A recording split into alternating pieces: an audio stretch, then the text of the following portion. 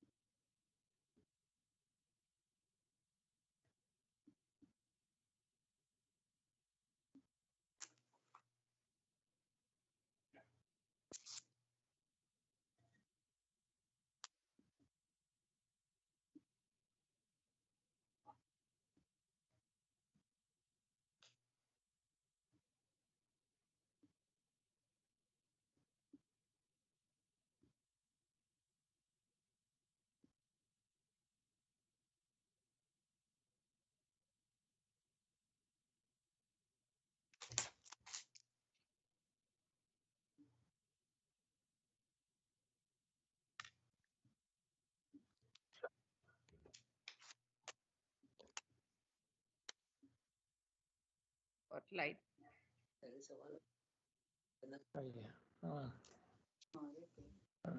જીનેન્દ્ર જય જીનેન્દ્ર બધાને. જય જીનેન્દ્ર. જય જીનેન્દ્ર કુમુદબેન. જય જીનેન્દ્ર. જીનેન્દ્ર.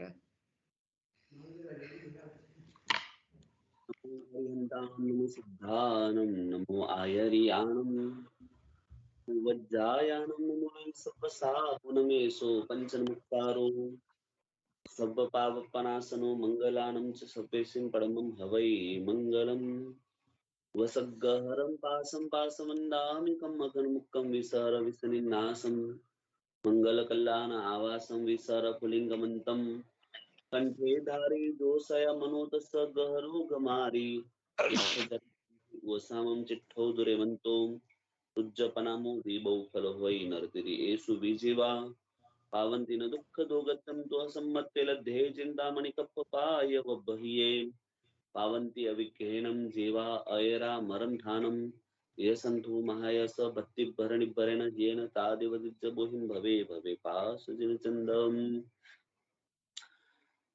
તારક તીર્થંકર પરમાત્માના શાસને પામેલા પરમ પૂજ્ય આચાર્ય ભગવંત સિદ્ધર્ષિ ગની, જેમને તમારા ને મારા જેવા જીવ પર ઉપકાર કરવા માટે નિસ્પૃહ ભાવે પોતાના સમયની અને પોતાના શરીરની પરવા કર્યા વગર આવા અદ્ભુત ગ્રંથોની રચના કરી અને આપના જેવા પામર જીવો આ જૈન શાસનના માર્ગને પામીને ચૂકી ન જાય એવો એમનો એક ભગીરથ પ્રયત્ન.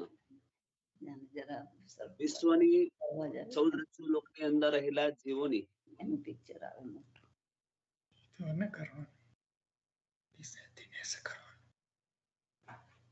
વિશ્વની અંદર રહેલા 14 રજ્જુ લોકની અંદર રહેલા જીવોની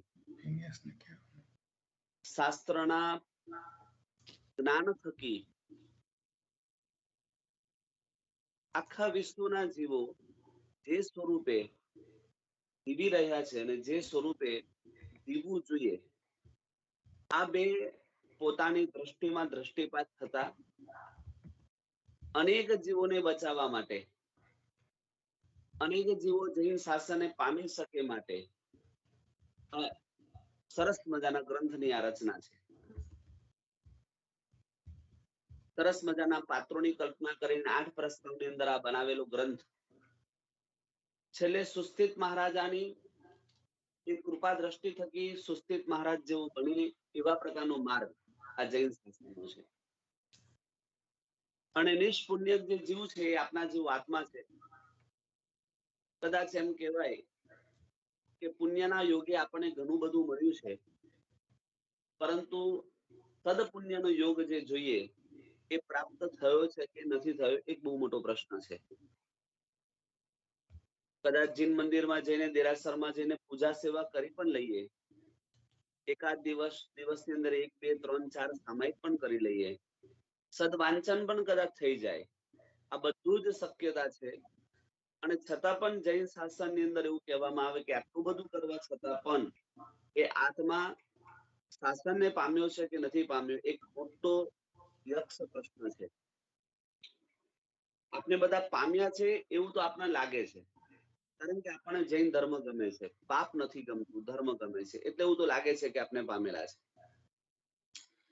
નિષ્પુણ્યકની જે પરિસ્થિતિ છે, મનસ્થિતિ છે, દિલીપભાઈ એક પ્રશ્ન થાય આપને બધાને જ કે લગભગ આપણે જીવનના ઘણા બધા સૈકાઓ પૂરા કર્યા, કોઈના 70 સૈકા પત્યા હશે, કોઈના 80 પત્યા હશે. મૂળભૂત રીતે વિચારીએ આપણે, મૂળભૂત રીતે કે આટલો મોટો એક બિઝનેસ કર્યા પછી, આટલો મોટો વ્યવસાય કર્યા પછી અંદરનો કેટલાક સ્વભાવો, અંદરના મનની અંદર પડેલા કેટલાક સ્વભાવો, લોભ વૃત્તિના, ક્રોધ વૃત્તિના, માન વૃત્તિના, માયા વૃત્તિના, છલ કપટના, જુઠ્ઠું બોલવાના, હોવું કઈ ને બતાવવું કઈ એના, એ જે કઈ આપણા જીવનની અંદર જે કઈ આપણા જીવનની અંદર, મારા તમારા જીવનની અંદર જે કઈ દોષો હશે, બરાબર છે, એનું એક કેલ્ક્યુલેટ કરીએ કે મારા આ દોષો 10 વર્ષ પહેલા આટલા હતા, 20 વર્ષ પહેલા આટલા હતા, 30 વર્ષ પહેલા આટલા હતા, અત્યારે આટલા છે. 100 દોષોમાંથી અત્યારે મારી પાસે 10 જ દોષ રહ્યા છે, ઘણા બધા દોષો નષ્ટ થઈ ગયા છે. આપણે એવું એક કેલ્ક્યુલેટ, એવું એક માનસિક પરીક્ષા ચિત્ર ઉભું કરીએ અને વિચારીએ શું એ દોષો મારા ઘટ્યા છે ખરા? સામાયિક અને પ્રતિક્રમણ કર્યા પછી જો કદાચ કઈ આગુ પાછું થાય તો આપની મનસ્થિતિ શાંત રહેશે ખરી? પૂજા કર્યા પછી, બહાર નીકળ્યા પછી કોઈએ પોતાના ચપ્પલને તે સ્થાનથી બીજે સ્થાને મૂકી દીધા અથવા ફેંકી દીધા તો આપની મનઃ પ્રસન્ન તામેથી પૂજ્ય માને જીનેશ્વરે બોલીએ છે, એ મનસ્થિતિ શાંત રહેશે ખરી?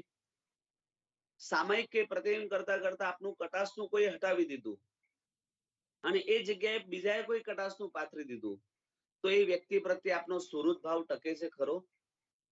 ચા પીતા પીતા ઘરવાળીથી થોડીક ખાંડ ઓછી નખાઈ ગઈ અથવા વધારે નખાઈ ગઈ તો આપણે બોલ્યા વગર ચા પી લઈએ છે ખરા? આ બધી જે ટેસ્ટિંગ છે એ વિચારવું પડે કે આખા દિવસની અંદર જ્યારે હું સ્ટોર ખોલું છું, મારી પાસે રહેલી વસ્તુનું એક ખબર છે કે આટલી બધી વસ્તુ મારી પાસે છે, અને સાંજે જયારે હિસાબ કરવા બેસું છું ત્યારે આજે દિવસની અંદર મારે $500 નો બિઝનેસ થયો, એમાં મને $300 એ બિઝનેસના પાર્ટ રૂપિયા અલગ હતા અને $200 મારો પ્રોફિટ હતો. એ $200 પ્રોફિટ આપણે સાંજે લઈને જતા હોઈએ, કોઈ $300 લઈ જાય, કોઈ $400 લઈ જાય, કોઈ $500 લઈ જાય, કોઈ $1000 લઈ જાય. એ પ્રોફિટ ઇટ ઇઝ ધ પોતાનું એ બિઝનેસ કર્યાની ફળશ્રુતિ છે. એમ ધર્મ કર્યાની ફળશ્રુતિ એ હોય કે મનની અંદર ચિત્તની પ્રસન્નતા ટકવી જોઈએ. કદાચ ફિઝિકલ એક્સરસાઇઝ આપણે કરી લઈએ પણ માનસિક રીતે આપણી સ્વસ્થતા કેળવાય એ જ આપણી સાચી ધર્મની કરણી અથવા ધર્મનું ફળ સામાન્ય કહી શકાય છે. આ સરસ મજાની એક નિષ્પુણ્યકની ઘટનાના આધારે આપણે વિચાર કરી રહ્યા છે કે જે નિષ્પુણ્યકને અનાદિકાળથી તમારા જ મારા જે આત્માને કેટલી બધી આસક્તિઓ સતાવે છે, કેટલી બધી, અને કદાચ ઉપર છેલ્લી રીતે ન પણ દેખાતી હોય, અંદરથી આસક્તિઓ કેટલી સતાવતી હોય છે. અને એ પ્રમાણે એ નિષ્પુણ્યકનો આત્મા જ્યારે 2 પ્રકારનું એને ભોજન મળે છે. પરેશભાઈ, કયું ભોજન? વિમલ આલોક અને તત્વ પ્રીતિકર સમ્યક જ્ઞાન ગુરુવરે આપ્યું. આ ગુરુનો ઉપકાર કેટલો માની શકાય? સદ્દ્રષ્ટિ આપનારનો ઉપકાર કેટલો માની શકાય? લખે છે એવું કે સમકિત દાયક ગુરુ તનો પચ્ચું વયારો ન હોય, ભવ કોટા કોટી વર્ષા લગે કરતા સર્વ ઉપાય. સમકિત આપનાર ગુરુનો ઉપકાર કોઈ કાળે નથી વાળી શકાતો. કરોડો બહુ પૂરા થઈ જાય તો પણ ઉપકારનો બદલો ના વાળી શકાય, એવી ગજબની તાકાત સમકિતની છે. અને એ સમકિત આપ્યું સદગુરુના કારણે, ધર્મગુરુના કારણે. પરમાત્માનું શાસન સ્થપાય, પરમાત્મા તો નિર્વાણ પામીને મોક્ષમાં ચાલ્યા જાય. આખું શાસન ચાલે કોના થકી? તો કે પરમાત્માનું શાસન ચાલે સદગુરુ થકી. માથા ઉપર એક ગુરુ હોય તો કેટલું પરિવર્તન લાવી શકે. એક અમદાવાદની અંદર રહેલા ભાઈ ગોલ્ડનો બિઝનેસ કરતા હતા. બિઝનેસ કરતા એમના જ કોઈ રિલેટિવ એમના એ જે શોરૂમ છે એની અંદર કામ માટે રાખ્યા હતા, અને એ વ્યક્તિ જે એમ્પ્લોય તરીકે રાખ્યો હતો એને એક દિવસ તક દેખીને એના રિલેટિવના શોરૂમમાંથી 3 કિલો સોનું લઈને ભાગી ગયો. બિઝનેસ ની પદ્ધતિ જે હોય એને ખબર હોય કે આગળથી પૈસા લઈને બિઝનેસ કરવાનો હોય, પ્રોફિટ થાય એમાંથી એમ ચૂકવતા જાય. 3 કિલો સોનું લઈને જયારે જતો રહ્યો ત્યારે પેલા ભાઈની જે પરિસ્થિતિ નિર્માણ થઈ, ક્યાં જવું એ ખબર નથી પડતી. સીધા પોતાના ગુરુવર પાસે ગયા, ન ઘરે ગયા, ન કોઈ મિત્રને કોલ કર્યો, ન એને શોધવા માટે પ્રયત્ન કર્યો, ન પોલીસ ચોકીમાં ગયા. પહેલા જ એમના પોતાના ગુરુવર પાસે ગયા અને ગુરુવર પાસે જઈને કહે છે, સાહેબ આ પરિસ્થિતિ નિર્માણ થઈ છે, મારે શું કરવાનું? મારી શોપમાંથી, મારા શોરૂમમાંથી મારો જ કલીગ, મારો જ ઓળખીતો, મારો જ કુટુંબીજન 3 કિલો સોનું લઈને ભાગી ગયો છે. હવે એનો અતો પત્તો નથી દેખાતો, મારે શું કરવાનું? ખબર પડી કે આ જ વ્યક્તિ લઈ ગયો છે. સીસીટીવી કેમેરામાં ચેક થઈ ગયું છે. સાહેબે માથા ઉપર હાથ મૂક્યો. રાજેન્દ્રભાઈ, મનસ્થિતિ પરિવર્તન કરવા માટે ગુરુનો શું ભાગ છે ને આપણને ખ્યાલ આવે. માથા ઉપર હાથ મૂક્યો અને કીધું કે બેટા બિલકુલ ચિંતા ન કરીશ. પહેલું કામ એ કર કે જે તારો દુશ્મન છે એના પ્રત્યે તને દુશ્મનાવટ થઈ છે એવું લાગ્યું છે એના પ્રત્યે ભાવને ઓસરાવી દે. પૂર્વ ભાવમાં તું એ કંઈક લીધું હશે માટે લઈ ગયો છે એટલે અત્યારે ભાવને ઓસરાવી દે, ચિંતા મુક્ત બની જાય. અને એટલું સરસ મજાનું આશ્વાસન આપ્યું. સાહેબ ઘણીવાર એવું થાય કે ડોલર આપો કે વસ્તુ આપો એના કરતા ઘણીવાર 2 શબ્દ સારા બોલો ને એની ઇફેક્ટ બહુ મોટી હોય છે. આશ્વાસનના 2 શબ્દ, મોટિવેશનના 2 શબ્દ, માથા ઉપર હાથ મૂકો, પીઠ ઉપર હાથ મૂકો, ચિંતા ના કરતો, હું તારી જોડે જ છું, તારી તકલીફમાં સાથે જ છું, ગમે ત્યારે યાદ કરજે, તારી જોડે ઉભો રહી જઈશ, આટલું બોલો ને એટલે પેલાને એમ થાય કે ચાલો મારા પડખે કોઈક છે. અને ગુરુ ભગવંતે માથા ઉપર હાથ મૂક્યો, કીધું બેટા ચિંતા ના કર, બધું સારું થઈ જશે. અને એટલો બધો આશ્વાસિત થયો, ભાવો બધા ઓસરાવી દીધા. એ વ્યક્તિ મળે, કદાચ સામે આવે તો એના પ્રત્યે ઘૃણાસ્પદતા નહીં, એના પ્રત્યે દ્વેષ નહીં, એ ચોર તરીકેનું ટાઇટલ નહીં આપવાનું, એને બસ એક પહેલાની જેમ જ રૂટીન મુજબ જ જીવવાનું. ઇટ્સ વેરી ડિફિકલ્ટ સાહેબ, બહુ જ અઘરું છે. બહુ અઘરું એટલે જેને કહેવાય કે ભાઈ આપની સામે રહેલો વ્યક્તિ આ બધું લઈ જાય, પણ એ ગુરુના આશીર્વાદ, અને એ સદગુરુના આશીર્વાદ શું કામ કરે?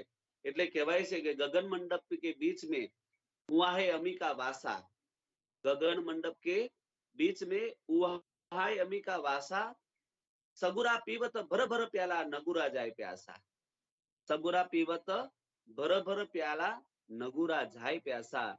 આ ગગન મંડપની અંદર એક માત્ર જેને કહેવાય એક માત્ર તરણ તારણહાર એ જો હોય તો સદગુરુ છે.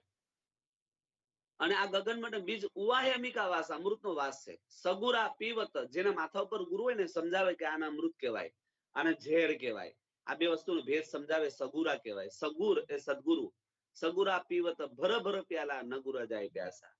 હેમચંદ્ર સુરીશ્વરજી મહારાજ સાહેબે પોતાના માથા ઉપર, કુમારપળ મહારાજાએ પોતાના માથા ઉપર હેમચંદ્ર સુરી મહારાજ સાહેબને ગુરુ તરીકે રાખ્યા હતા, ખબર છે ને? બપ્પા ભટ્ટ સુરી મહારાજ સાહેબને આમ રાજાએ પોતાના ગુરુ તરીકે રાખ્યા હતા. અકબર રાજાએ પોતાના માથા ઉપર હીર સુરીશ્વરજી મહારાજ સાહેબને ગુરુ તરીકે રાખ્યા હતા. હીર સુરીશ્વરજી મહારાજ સાહેબે જે દિવસ વિહાર કર્યો, અકબર રાજાની આંખમાંથી ચોધાર આંસુ. સાહેબ તમે ગયા પછી મને ધર્મબોધ કોણ કરશે? ત્યારે કહે છે મારા શિષ્ય જે છે એ તને ધર્મબોધ કરશે, અને એનું નામ છે ભાનુચંદ્રજી ઉપાધ્યાય અને શાંતિચંદ્રજી ઉપાધ્યાય. ખડે પડખે રહીને તને ધર્મબોધ આપતા રહેશે. અને અકબર રાજાને જે એના અંદરની અંદર જીવદયાના અંકુરા ઉત્પન્ન કર્યા, જીવદયાનું કાર્ય કર્યું, 6 મહિના સુધી પોતાના સ્ટેટની અંદર આમૂલચૂલ પરિવર્તન જીવદયા, અને એ હીરસુરી મહારાજ સાહેબ થકી ભાનુચંદ્રજી ઉપાધ્યાય કર્યું. ગજબનું કામ કર્યું સાહેબ. ઘરની અંદર નળની કોથળી બાંધવાનું છે ને આપણે ભૂલી જઈએ, વાસી ખાવાનું આપણે ચૂકતા નથી, ફ્રીજની વસ્તુ છોડી શકતા નથી, અભક્ષ અનંકાય આપણે છોડી શકતા નથી. એ તો અકબર રાજા મુસલમાન હતો, અને હીરસુરી મહારાજ સાહેબના ભાનુચંદ્ર ઉપાધ્યાયજીના કારણે આટલું જીવનની અંદર પરિવર્તન લાવી શક્યા. આ એ જૈન કે આપણે જૈન, એ બહુ મોટો યક્ષ પ્રશ્ન ઉપસ્થિત થાય. વિક્રમ રાજાને પ્રતિબોધ કરનાર સિદ્ધસેન દેવાકર સુરી મહારાજ સાહેબ, આ બધાએ માથા ઉપર ગુરુ રાખ્યા હતા સાહેબ. અને માટે જ જ્યારે એવા પ્રકારનો પ્રસંગ ઉપસ્થિત થાય, સીધા ગુરુ પાસે કોન્ટેક્ટ. સાહેબ આ પરિસ્થિતિ નિર્માણ થઈ છે, મારે શું કરવું? નિષ્પુણ્ય કે પણ પોતાના માથા ઉપર સદગુરુને પોતે બેસાડી દીધો છે. ગુરુવર હવે તમે મારી આંખ ખોલી મને સમ્યક દર્શન આપ્યું. સત શ્રદ્ધા સંગતો બોધ દ્રષ્ટિ રીતિ અભિધીયતે, અસત પ્રવૃત્તિ વ્યાઘાતા સત પ્રવૃત્તિ પદાવહ.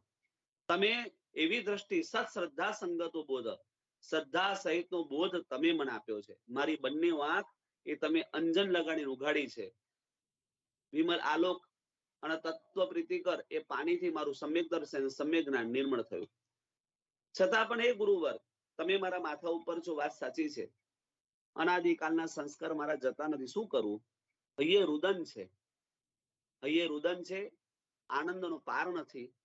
અને તે વખતે એક સંવાદ એ બંને ધર્મ બોધકર અને આ નિષ્પુણ્યક સાથેનો એક સંવાદ ઉભો થાય કે તું જે આજ સુધી આ પાણી પીધું, આજ સુધી તારું કદન જે ભોજન કર્યું આજ સુધીનું, એનાથી તારા રોગો વધ્યા કે ઘટ્યા હતા?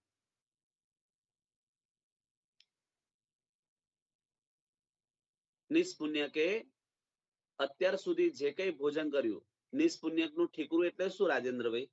આયુષ્ય. અને અંદર રહેલું કદન ભોજન એટલે શું?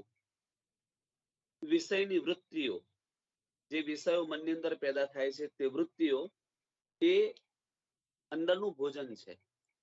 આજ સુધી તે જે કઈ ભોજન કર્યું તારા ઠીકરાની અંદર, તારા પાત્રની અંદર, એનાથી તારા રોગો વધ્યા કે ઘટ્યા હતા? પાંચ પાંચ ઇન્દ્રિયના વિષયોને ભોગવીને તું સંતુષ્ટ થયો કે તારા અંદરના ક્લેશો વધ્યા? આટલો જ પ્રશ્ન. પ્રશ્ન એક જ છે ધર્મબોધકરનો. પરેશભાઈ, પ્રશ્ન એક જ છે ધર્મબોધકર ગુરુનો કે તારા જે કપડા પહેરવાની સ્ટાઇલ, તારા જે પરફ્યુમ વાપરવાની જે પદ્ધતિ, તારે જે મોજશોખના સામગ્રી રાખવાની સામગ્રી, તારે જે ખાવાની જે ચેષ્ટાઓ, તારે દેખવાની મનોવૃત્તિઓ, ચક્ષુ સામે ટીવી અને સ્ક્રીન હોય અને આનંદિત થવાની વૃત્તિઓ, તો આનાથી તારો સંકલેશ વધ્યો છે કે ઘટ્યો છે? તને નવી નવી જે વસ્તુ લાવી ગમે છે, તને નવી વસ્તુ પહેરવી જે ગમે છે, તને આમ શું કહેવાય સ્પર્શેન્દ્રનું સુખ જે ગમે છે, એનાથી તારો સંકલેશ વધ્યો તો કે ઘટ્યો તો? સાહેબ સાચી વાત કહું તો આનાથી મારો સંકલેશ ખૂબ વધ્યો હતો. તો પછી તું એક કામ કર ને, તારું કદન ભોજન ઉપરની તારી આસક્તિ છૂટતી નથી, હું સમજી શકું છું. પણ એક કામ કર, મારું ભોજન છે ને એ થોડું થોડું વધારતો જાય. હું તને જે આપું છું સમ્યક દર્શન, પ્રભુને જોવાની અદ્ભુત દ્રષ્ટિ આપું છું. સમ્યક જ્ઞાન, શાસ્ત્રનો તને બોધ આપું છું. દિન પ્રતિદિન તું શાસ્ત્રનો બોધ કર. રાજેન્દ્રભાઈ, એક પ્રશ્ન ઉપસ્થિત થાય, સાચો મિત્ર કયો કહેવાય? જે આપણી સાથે સુખ દુઃખમાં આપણી સાથે ઉભો રહે તે. હવે સુખ અને દુઃખની ડેફિનેશન શાસ્ત્રકાર એવી કે છે કે જે સંસારનું સુખ છે ને સુખ નથી અને દુઃખ છે વાસ્તવિક છે. આ શાસ્ત્રકારની ડેફિનેશન છે. હવે હું એક એનાથી આગળ વધું કે સાચો મિત્ર તેને કહેવાય જે આપણા દોષો તરફ દ્રષ્ટિ કરીને આપણને બતાવે તે, જે આપણને પાપ કરતા અટકાવે તે, જે આપનું હિત વિચારણા કરે તે, જે આપનું મંગલની કામના કરે તે, જે આપનો પરલોક સુધારે તે, આ પ્રકારનો જે મિત્ર છે ને એ સાચો મિત્ર કહેવાય. આ મને એવું લાગે છે. પરેશભાઈ, શું લાગે તમને? બરોબર છે. અને બે બે બે બે સિવાય છે ને આ જગતમાં બે એટલે ઉપલક્ષણથી જે પણ આવતા હોય લેજો, પણ બે વ્યક્તિ સિવાય જગતમાં એક પણ સાચો મિત્ર નહીં. એક છે સદગુરુ અને એક સદ આગમ. આ બે, આના સિવાય વિશ્વમાં કોઈ વ્યક્તિ એવો નથી કે આપણો સાચો મિત્ર બની શકે. એ સદગુરુના સ્થાનની અંદર માતા પિતા પણ હોઈ શકે, કોઈક વાર પત્ની પણ હોઈ શકે, કોઈ વાર પંચમહાવ્રતધારી ગુરુ એ તો છે જ, પણ એના સિવાય આ પણ હોઈ શકે. અને એના સિવાય જ્યાં તમે જ બેઠા છો કદાચ તે ભૂમિ ઉપર સદગુરુનો યોગ આ સ્વરૂપે જે હું કહું છું કદાચ સંભવિત ન પણ હોય, પણ એક વસ્તુ સંભવિત છે તમારી પાસે, એક વસ્તુ, અને છે સદ આગમ શાસ્ત્ર, એનું વાંચન, એનું પરિશીલન, એનું મંથન. સામાયિકમાં બેઠા હોય ને અડધો કલાક પોણો કલાક આપણી પાસે સરસ મજાનો સમય હોય તો સરસ મજાનું વાંચન કરીએ, ભાવનાઓ ભાવીએ, તત્વચિંતન કરીએ. અહીંયા એમ કે છે સદગુરુ ધર્મબોધકર કે તારું જે અનાદિકાળનું આ જે પાત્ર છે એમાંથી રહેલું કદન તારાથી છૂટતું નથી. વાત સાચી છે સાહેબ, છોડવાની વાત કરતા જ નહીં. જો છોડવાની વાત કરશો તો હું મરી જઈશ, મારાથી નહીં છૂટે.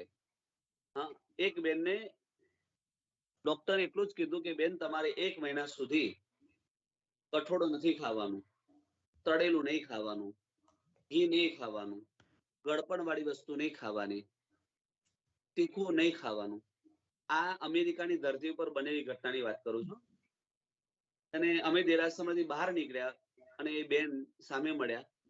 ચોધાર આંસુએ સાહેબ રડે, રાજેન્દ્રભાઈ મારે આ કશું જ ખાવાનું નહીં, મારે બધું છોડી દેવાનું 1 મહિનો માટે, ખાલી 1 મહિના માટે છોડવાની જ્યાં વાત આવી કે તીખું નહીં ખાવાનું, ગળ્યું નહીં ખાવાનું, તેલ વાળું નહીં ખાવાનું, ઘી વાળું નહીં ખાવાનું, કઠોળ નહીં ખાવાનું, એટલે ચોધાર આંસુ.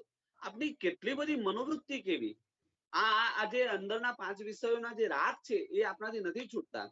અને એક એક ઇન્દ્રિયની વાત કરીને આપણે કદાચ કે જ્ઞાન સારની અંદર એક સરસ મજાનો શ્લોક છે, એની અંદર એક અર્થઘટન એ કર્યું છે કે હરણ એ જંગલમાં રખડતું હોય અને કોઈ શિકારીને પકડવું હોય તો કઈ રીતે પકડે? હરણની ગતિ તો બહુ જોરદાર, પકડી શકાય નહીં. એટલે એના માટેનું માધ્યમ બતાવ્યું સંગીત. સંગીતના સૂર હેઠળ હરણ આવી જાય અને હરણ આવે એટલે પકડી લેવાય. ખાલી સાંભળવાની એની આસક્તિ એનું મૃત્યુનું કારણ બન્યું. ભમરો હોય છે, ભમરો, કાળા કલરનો ભમરો, એ ભમરો જેને ફૂલની પરાગ બહુ ગમે અને પરાગની અંદર, કમળની અંદર કે ફૂલની અંદર એ કમળમાં બેઠું હોય રાત્રના સમયની અંદર, સંધ્યા સમયની અંદર, સાંજે પરાગ એટલે જે કમળ છે બીડાઈ જાય અને અંદર રહેલો ભમરો જે છે ને સુગંધ લેવાના એ મોહથી એવો ગ્રસ્ત થાય, ત્યાં ખેલ ખતમ થઈ જાય. હાથીની વાત આવે છે શાસ્ત્રની અંદર કે હાથી જે છે એને સૌથી વધારે ગમતો હોય તો હાથની, એનો સ્પર્શ બહુ ગમે. એટલે પકડનાર વ્યક્તિ વચ્ચે ખાડો ખોદે, દૂર હાથની ઉભી રાખે, હાથી ચાલતો ચાલતો હાથની પાસે જાય, ખાડો દેખે પડે, ધડ કરતો એ બિચારો ફસાઈ જાય. હા, રસેન્દ્રિય માટે એક સરસ મજાનું દ્રષ્ટાંત આવે છે કે લંગર આવે, લંગર એને તમે શું કહો છો ખબર નહીં, પણ પાણીમાં માછલીઓ પકડવાની જે પદ્ધતિ, એક પ્રકારની વસ્તુ એ નાખે, એની વચ્ચે કાંટો હોય, ઉપર માંસ લગાવેલું હોય, માછલી જ્યાં જોવે માંસ છે એમ ખાવા જાય, કાંટો ભરાઈ જાય, એક બિચારું સ્પર્શે રસેન્દ્રિયને કારણે એ માછલીનો પ્રાણ જાય. સ્પર્શેન્દ્રિયમાં હાથી, રસેન્દ્રિયમાં માછલી, ઘ્રાણેન્દ્રિયમાં ભમરો. પતંગિયું જે છે એ અગ્નિની જ્યોતની અંદર ખેંચાય છે, પતંગિયું, અને એના કારણે જ્યાં અગ્નિને સ્પર્શ કરવા જાય બળીને ભસ્મીભૂત થઈ જાય. ચક્ષુના કારણે પતંગિયું જાય અને કર્ણ જે છે એમાં સંગીતની અંદર હરણ જાય. એક એક ઇન્દ્રિય દ્વારા એક એક જીવનું આ રીતે ખતમ થાય તો મનુષ્ય પાસે તો 5 ઇન્દ્રિય છે, જ્ઞાન પણ છે, એની હાલત શું? જ્ઞાન સારની અંદર પ્રશ્ન કર્યો છે, કદાચ રાજેન્દ્રભાઈને ખ્યાલ હશે.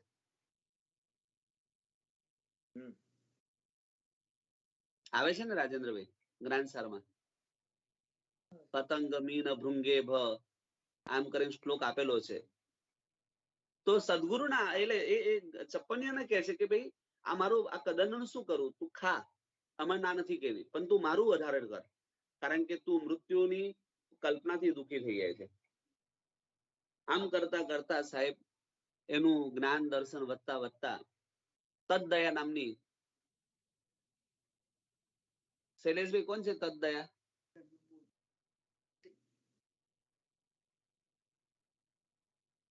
અવાજ નથી આવતો. દીકરી છે. હા, કોની? એની કૃપા છે. દીકરી એટલે એની કૃપા, ધર્મબોધકરની કૃપા. એ વારંવાર એને ભોજન આપતી જાય. પણ હવે આવું બને કે સદગુરુ જે છે એની દીકરી છે, એની ઘણી બધી ફરજો. ગુરુ ભગવંતના આ કૃપા દ્રષ્ટિ એક જીવ ઉપર તો રહે નહીં, એક દ્રષ્ટિ એક જીવ ઉપર સ્થિર થાય નહીં, અનેક જીવ ઉપર એની કૃપા દ્રષ્ટિ હોય એટલે વારંવાર એની જોડે ઉભી નથી રહેતી. તો ક્યારેક ક્યારેક જીવની વૃત્તિ હોય ને કે થોડુંક આમ પેલું ખાધું હોય બીમારા લોકોને તત્વ પ્રીતિકર, અને પેલી તદ્દયા જતી રહી, હાસ ચાલો હવે આપણે શું કહેવાય શાંતિથી આપણું કદનનું ભોજન કરીએ, આમ કરીને પાછું એ ખાવાની શરૂઆત કરે. પેલું ઓછું ખાવાની શરૂઆત કરી, હવે આ વધારી દીધું. આટલું બધું એને અનુભવ થાય છે કે આજ વસ્તુ સારી છે, આજ વસ્તુ સાચી છે, છતાં પણ કઈક એવો મોહ દશા છે એના કારણે પેલો છોડી શકતો નથી. તદ્દયા એને જોવે છે કે આ વ્યક્તિ કેટલું સમજાવું છું કે ભાઈ તું આ ન કરીશ, આનાથી તું દુઃખી થાય છે, તારા રોગ વધે છે, પણ સમજતો જ નથી. આમ કરતા કરતા એક દિવસ પાછા રોગો જેવા હતા એવા વૃદ્ધિ પામ્યા. ત્યાં જ ધર્મબોધકરનું આગમન થયું. અને ધર્મબોધકર એની પરિસ્થિતિ જોઈને વિચારે છે, ભાઈ તને તારી જોડે તદ્દયા આપી છે, તને આટલું બધું વિમલલોક અને તત્વપ્રીતિકર પાણી આપે છે અને છતાં પણ તારી આ પરિસ્થિતિ છે અને તું આ તારું ભોજન છોડતો નથી. તને આટલી બધી આસક્તિ સતાવે. સાહેબ શું કરું, મારી આસક્તિ ઓછી નથી થતી. તમને ગુરુ તરીકે સ્થાપ્યા છે, હવે તમે જ કઈ રસ્તો કરો. ડોક્ટરની પાસે જઈ એટલે હાથ જોડીને કહે સાહેબ મારા રોગો દૂર કરો. ડોક્ટર જે કે પ્રમાણે કરવા તૈયાર, પણ છતાં શું છે એ દર્દીની એક માઇનસ પોઈન્ટ એ છે, ડોક્ટર કીધું જો આ કેન્સરનો રોગ શરૂ થયો છે, હજુ સ્ટાર્ટિંગ છે, તમે સિગારેટ પીવાનું ઓછું કરો, દારૂ પીવાનું ઓછું કરો તો તમારો રોગ જલ્દી કંટ્રોલમાં આવશે. પણ પેલો ડોક્ટરની વાત માને પણ ખરો, ઘરવાળી ધ્યાન રાખે પણ ખરી, પણ ક્યાંક છટકીને બહાર જાય તો પછી એક ચસક મારીને પણ આવી જાય. કારણ કે સિગારેટના સંસ્કારો તરત છૂટતા નથી. ઘણા એવા વ્યસની રાજેન્દ્રભાઈ જોયા છે, મરવું હશે મરશું, પણ આપણે આનંદથી જીવીએ નહીં. એક જ વાર મરવાનું છે ને, બીજી વાર થોડું મરવાનું છે. પણ જે રિબામન છે ને, રિબામન એ મરવા કરતા ભયંકર છે. ક્યારેક તમે કેન્સર હોસ્પિટલમાં ગયા હો અને તે વખત તમે એ પરિસ્થિતિ જોયું હોય તો તમને ખ્યાલ આવે કે ભાઈ એના કરતા મરણ સારું. આટલી બધી શરીરમાં જે હાલત છે, ક્યાંક ક્યાંક એમને પેલું શું કહેવાય, કાના પાડી પાડીને એને ભૂંગળીઓ નાખી છે એના શરીરમાં, ક્યાંક નાકની અંદર કેટલી બધી હાલત ખરાબ, અને એ દશા દેખી એમ લાગે કે એના કરતા મરી જવું સારું, પણ આ રોગ નહીં ભોગવવો સારો. આમ જે રોગ વૃદ્ધિ થઈ એટલે ધર્મ બોધ કરી કીધું કે ભાઈ તું આ રીતે ન કરીશ, તને સમજાવું છું સમજ. પણ શું કરું સાહેબ, તમે જ કહો મને, મારે શું કરવાનું, મારી આસક્તિ છૂટતી નથી. ચાલ તને એક બીજી દીકરી આપીને જોઉં છું, કારણ કે તદદયા છે ને એ બહુ ધ્યાન નથી આપી શકતી તારી ઉપર, એટલે તને બીજી એક દીકરી આપું છું, અને આ દીકરીનું નામ છે સદબુદ્ધિ. સદબુદ્ધિ. સદબુદ્ધિ. સદબુદ્ધિ નામની દીકરી. આ સદબુદ્ધિ તને આપીને જઉં છું. ત્યાં પેલા એક પ્રશ્ન પૂછ્યો, સાહેબ હું કેવો માણસ છું, કેવો કઠિનતમ છું, સુસાધ્ય છું, દુસાધ્ય છું કે પછી અસાધ્ય છું, મને સમજાતું નથી. મારી મનોવૃત્તિ ઉપરથી હું કઈ નિર્ણય કરી શકતો નથી. ત્યારે સુસાધ્યના લક્ષણો એમને કીધા, ધર્મબોધ કરે કે જો ભાઈ સુસાધ્ય વ્યક્તિ કોને કહેવાય, જે વ્યક્તિને સ્વકર્મ વિવર જગ્યા આપે. સ્વકર્મ વિવર એટલે કોણ દિલીપભાઈ? કર્મની લઘુતા. કર્મની લઘુતા એ જગ્યા આપે. જૈન શાસન રૂપી રાજભવનમાં પ્રવેશ કર્યા પછી સાધુ સાધ્વી શ્રાવક શ્રાવિકાના દર્શન કરીને અંદરથી આનંદિત થાય, આવા વ્યક્તિ જે હોય એ સુસાધ્ય કહેવાય. વજ્રબાહુના લગ્ન થયા છે. વજ્રબાહુ નામનો એક રાજકુમાર છે, એના લગ્ન થયા છે. લગ્ન થઈ અને એની પત્નીનો ભાઈ, એ ત્રણેય જણા લગ્ન થઈને પોતાના નગર તરફ પ્રયાણ કરે છે. રસ્તાની અંદર ટેકરી ઉપર નાનો મસ્તો પર્વત, એની ઉપર એક ગુરુ ભગવંત કૌશગ મુદ્રામાં ઉભા હતા. વજ્રબાહુ એ વિચારે છે કે લાવ ગુરુ ભગવંતને વંદન કરતો જઉં. પોતાની પત્નીને એનો ભાઈ બંને નીચે ઉતરે છે. થાળુને મસ્કરી કરવાનું મન થયું કે જોજો વંદન જ કરજો, દીક્ષા ના લઈ લેતા.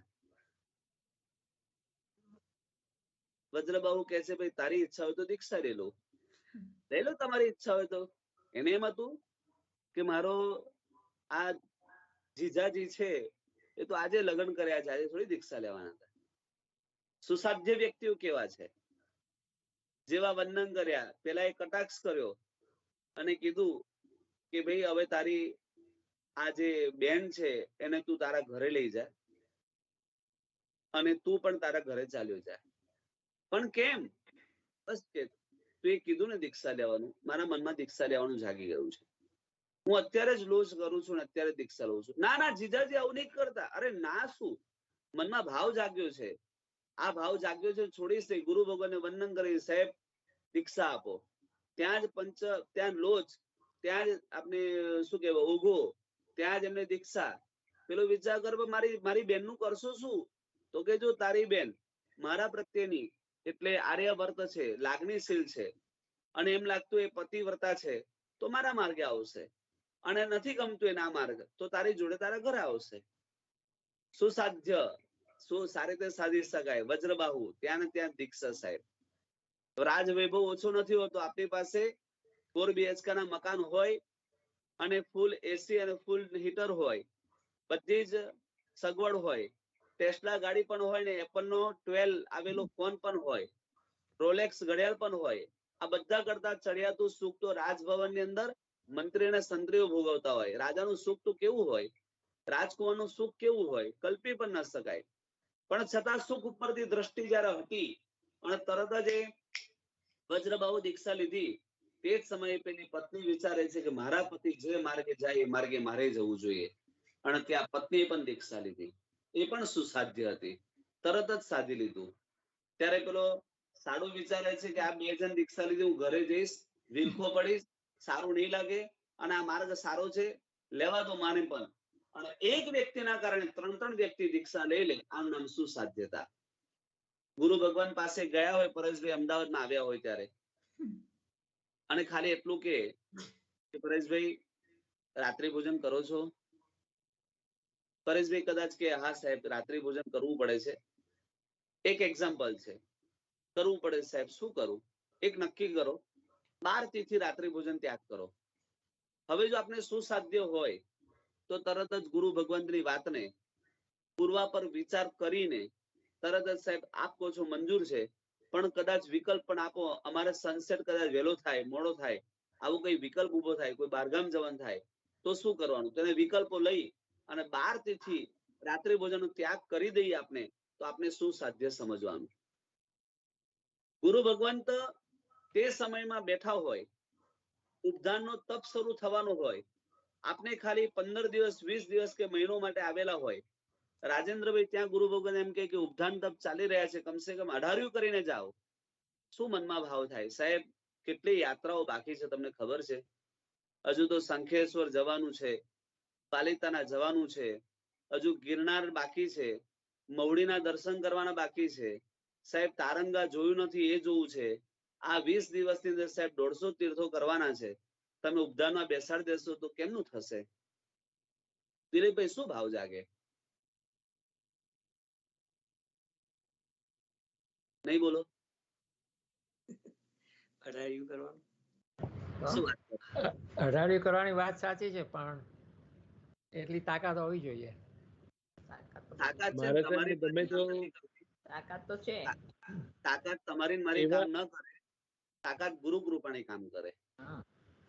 તાકાત તમારી મારી કામ કરતી તો આપના બળ થકી જો મોક્ષે જવાનું તો અત્યાર સુધી જતા રહ્યા હોત, પણ આપણી પાસે એવી શક્તિ અને ક્ષમતા જ નથી. એ તો ગુરુ કૃપા થકી જ થાય. પણ એક વસ્તુ વિચારી આપણે, એ બાજુનું લક્ષ્ય નથી. હાજી, એ બાજુનું લક્ષ્ય નથી, લક્ષ્ય નથી. વાત સાચી કરી. ભવદેવ મુનિ થઈ ગયા, જે આપના શાસનની અંદર બહુ મોટું રત્ન થયું, જેને આપણે વજ્ર સ્વામી કહીએ છીએ. એ ભવદેવ મુનિનો પૂર્વનો ભવ.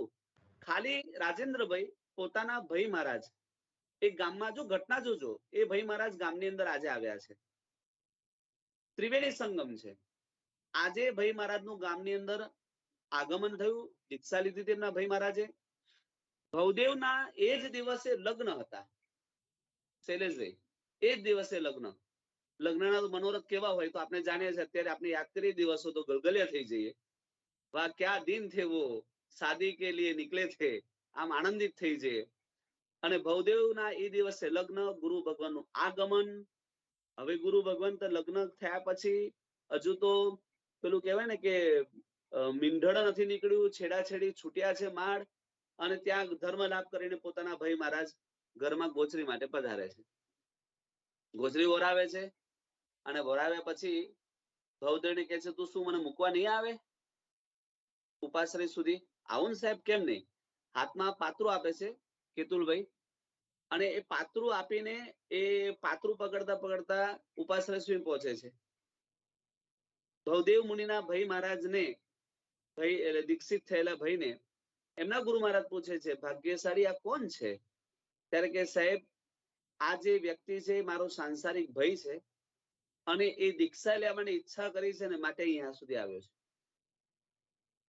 રાજેન્દ્રભાઈ શું મનોવૃત્તિ થાય, શું હાલત થાય જેમના આજે લગ્ન થયા છે, કેવા મનોરથો ચાલતા હોય કે ભાઈ આપણે જઈશું કે આ જગ્યાએ ફરવા, સ્વિટરલેન્ડ જઈશું, આફ્રિકાના એ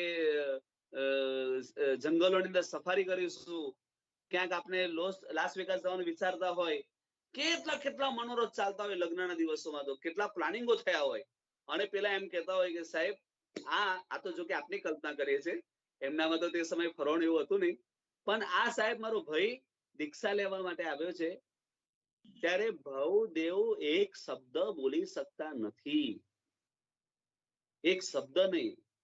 લજ્જા ગુણ કેવો, અને દીક્ષા લેવાઈ ગઈ, પત્નીનું નામ નાગીલા, 12 વર્ષ સુધી નાગીલાને સ્મરણ કરતા રહે, બરાબર, છતાં પણ લજ્જા ગુણ, અને કઈક અપેક્ષાએ સુસાધ્ય કહેવાય અને કઈક અપેક્ષાએ દુસાધ્ય પણ કહેવાય, પણ કહેવાય કે ગુરુના, ભાઈ મહારાજના વચનને નીચે ના પડવા દીધા સાહેબ.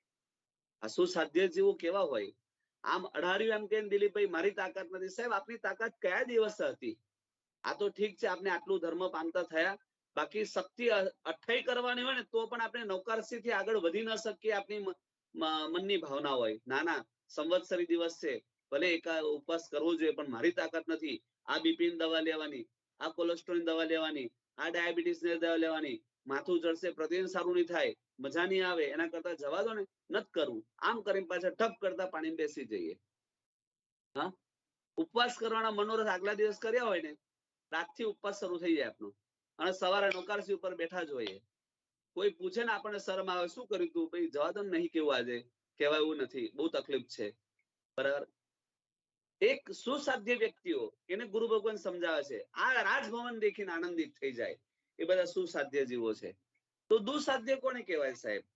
દુખે કરીને સાધી શકાય, બહુ મહેનત કરવી પડે. હા, વર્તમાન કાળનો કયો કાળ ચાલી રહ્યો છે? 5મો વારો ચાલે છે, ખબર છે ને? અને એની અંદર જે આપણી જીવન લાઈફસ્ટાઈલ, જે જીવવાની પદ્ધતિ, એ આપણે બતાવે કે આપણે શું સાધ્ય છે કે દુસાધ્ય છે. 4 મહિના સુધી કદાચ ગુરુ મહારાજ વ્યાખ્યાન આપે ને, તો તમારા મારા જેવા માણસ માંડ થોડું ઘણું પીગળે, બાકી વધારે કઈ નહીં. એ પણ જેવા ગુરુ ભગવાન જાય એટલે પાછા જેવા હતા તેવા થઈ જઈએ. એ જ આપણી લાઈફસ્ટાઈલ, નો ચેન્જીસ સાહેબ. અમે અમારી લાઈફસ્ટાઈલમાં ચેન્જ નહીં કરી શકીએ, કોઈ પરિવર્તન નહીં આવે. તમારું બધું સાંભળીશું, ફેરફાર નહીં. દુસાધ્ય જીવો, ઘણી મહેનત કરવી પડે, માંડ સ્વકર્મ વિવારે જગ્યા આપી હોય, દેખીને કદાચ રાજભવન આનંદિત પણ થઈ જાય, પરંતુ કંઈક કરવાનું કહીએ ત્યાં તરત જ એક્સક્યુઝ, આર્ગ્યુમેન્ટ્સ, દલીલો, લોજિક, કુતર્કો એટલા બધા આગળ કરી દે કે પેલા કહેનારા વ્યક્તિ વિચાર, ભાઈ રવા દે, તું તારે જે કરવું કર, મારે તારા સાથે બહુ મતલબ રાખવો નથી, તારું જે પ્રોગ્રેસ કરવો કર. આમ કરીને પેલા વ્યક્તિ હટી જવું પડે, એ આપની પરિસ્થિતિ નિર્માણ. આ દુસાધ્ય જીવો. દેવરજી એક નામનો જીવ થયો, એનો પૂર્વ ભાવ તો હરિની ગમેસી. હરિની ગમેસી કોણ છે ખ્યાલ છે પરેશભાઈ? આપણે સ્નાત્ર પૂજામાં સાંભળતા હોય છે કે હરિની ગમેસી દેવ જે છે એ ભગવાનના ગર્ભને ટ્રાન્સફર કરવાનું કામ કરે છે, અને સુઘોષા દે ઘંટના દે ઘોષણા સુરમે કરે, એ સુઘોષા ઘંટ વગાડવાનું કામ કોણ કરે? તો હરિની ગમેસી દેવ કરતા હોય છે. એ હરિની ગમેસી દેવે એકવાર ભગવાનને પ્રશ્ન પૂછ્યો કે ભગવાન, હું સુલભ બોધી છું કે દુર્લભ બોધી છું? એટલે સુખે કરીને ધર્મ પામી શકું તેમ છું કે મહા મહેનતથી ધર્મ પામી શકું એમ છું? ત્યારે ભગવાન તે કીધું કે તું દુર્લભ બોધી છું, સુલભ બોધી નથી. હરિની ગમેસી સીધા ઇન્દ્ર મહારાજા પાસે જાય. ઇન્દ્ર મહારાજા હાથ જોડે છે, સાહેબ સાગરોપમ સુધી તમારી સેવા કરી, સાગરોપમ સુધીના કાળ સુધી તમારી સેવા કરી, હવે મારા આયુષ્યને 1000 વર્ષ બાકી છે, શું કરું? કેમ? તો કે મને ભગવાને કીધું છે તો દુર્લભ બોધી છું, મારે શું કરવાનું? તમારી સેવાનું ફળ શું? તો કે તારે શું જોઈએ છે વાત કર, મને પ્રતિબોધ થાય એવું કંઈક કરો. એને કીધું કે તું જે જગ્યાએ સ્થાન ઉપર છું, તારી જગ્યાએ લખીને જા કે મારી જગ્યાએ જે કોઈ વ્યક્તિ ઉત્પન્ન થાય એને પ્રતિબોધ મને કરવા માટે આવવાનું, આટલું લખીને જા. પરલોકની ચિંતા, મારા આત્માની ચિંતા, એ પ્રકારનો ભાવ ત્યાં વ્યક્ત કર. અને લખ્યું, અને લખીને જ્યાં હરિણી કમિસી 1000 વર્ષનું આયુષ્ય પૂરું થઈને સેવન થયું, એક સારા ઘરની અંદર જન્મ, વ્યસન વાળું જીવન, દારૂ જુગાર બધું જ એના જીવનમાં આવી ગયું હતું. હરિણી કમિસી જગ્યાએ બીજો એક હરિણી કમિસી દેવ ઉત્પન્ન થયો, કારણ કે એક સ્થાનમાં દેવ મોડા 6 મહિનામાં ઉત્પન્ન થઈ જાય. કોઈ ઇન્દ્ર મહારાજ આ કાળધર્મ પામે તો એ સ્થાને બીજા ઇન્દ્રને આવતા 6 મહિના લાગે, વધુમાં વધુ બીજા ઇન્દ્ર મહારાજ આવી જ જાય. 6 મહિનાના અંતે બીજા હરિણી કમિસી આવી ગયા. વિચારે છે કે આને પ્રતિબોધ કઈ રીતે કરવું. એક દિવસ શિકાર કરવા માટે દોડે છે રાજકુમાર જંગલની અંદર, અને પેલા હરિણી કમિસી દેવને ચાન્સ મળ્યો. ઘોડાને ખૂબ ભગાવ્યો જંગલની અંદર, અને એવી જગ્યાએ લાવી મૂક્યો કે જ્યાં આગળ મરણ જ દેખાય. ચારે બાજુ જંગલી પશુ પંખીઓ અને કેડી જંગલની એટલી ભયંકર કે મૃત્યુ સિવાય દેખાતું નથી. અને તે વખતે આકાશવાણી થાય છે કે ભાઈ જો તારે બચવું હોય તો તું દીક્ષા લઈ લે તો તને બચાવી દઉં. પેલો કે મને મા બાપને મળવા દો પછી દીક્ષા લઉં. નહીં, મા બાપમાં કશું નહીં, તું અત્યારે એગ્રીમેન્ટ સાઇન કર, દીક્ષા લેવાની તૈયારી હોય તને અત્યારે બચાવો, નહીં તો તું તારું જાણે. અને પેલા કીધું આપો દીક્ષા બાપા, મને બચાવો. મૃત્યુનો ભય, અને દીક્ષા લીધી. એ દીક્ષા લઈ અને દેવરજી નામ પડ્યું. કદાચ એક શબ્દ આગળ વધીને તમને ઓળખાણ આપું તો કદાચ તમે પાલિતાના જતા વચ્ચે વલ્લભીપુર નામનું એક નગર આવે છે, જ્યાં પૂર્વ કાળની અંદર 500 આચાર્ય ભગવંતો ભેગા થયા હતા, અને જેના સિરતાજ તરીકે નામ જેનું હતું એ દેવરજી ગણિક સમાશ્રમન. એ આ દેવરજી જેને દીક્ષા મજબૂરીથી લીધી, પાડી ઉલ્લાસથી, અને દેવરજી ગણિક સમાશ્રમન બન્યા. 500 આચાર્ય ભગવંતોના સિરતાજ શ્રુતજ્ઞાનું સંરક્ષણ કરવાનું કામ કર્યું. આગમોને પુસ્તક આરૂઢ કર્યા, લખાવ્યા, વંચાવ્યા, લોકો સુધી પહોંચાડવાનું કામ. કદાચ એમ કહેવાય 2000 વર્ષ પહેલા જો દેવરજી ગણિક સમાશ્રમણ ન થયા હોત તો રાજેન્દ્ર આપણી પાસે આટલા શાસ્ત્રો ન હોત, કારણ કે બધા પુસ્તક ઉપર ચડાવવાનું કામ એમને કર્યું. એવા દેવરજી આ દુર્લભ બુદ્ધિજીવ તરીકે ઓળખાવે. અને ત્રીજું વ્યક્તિ જે છે એ દુસાધ્ય છે. તમે કદાચ સાંભળ્યું હોય, વચ્ચે કોનો અવાજ આવે છે?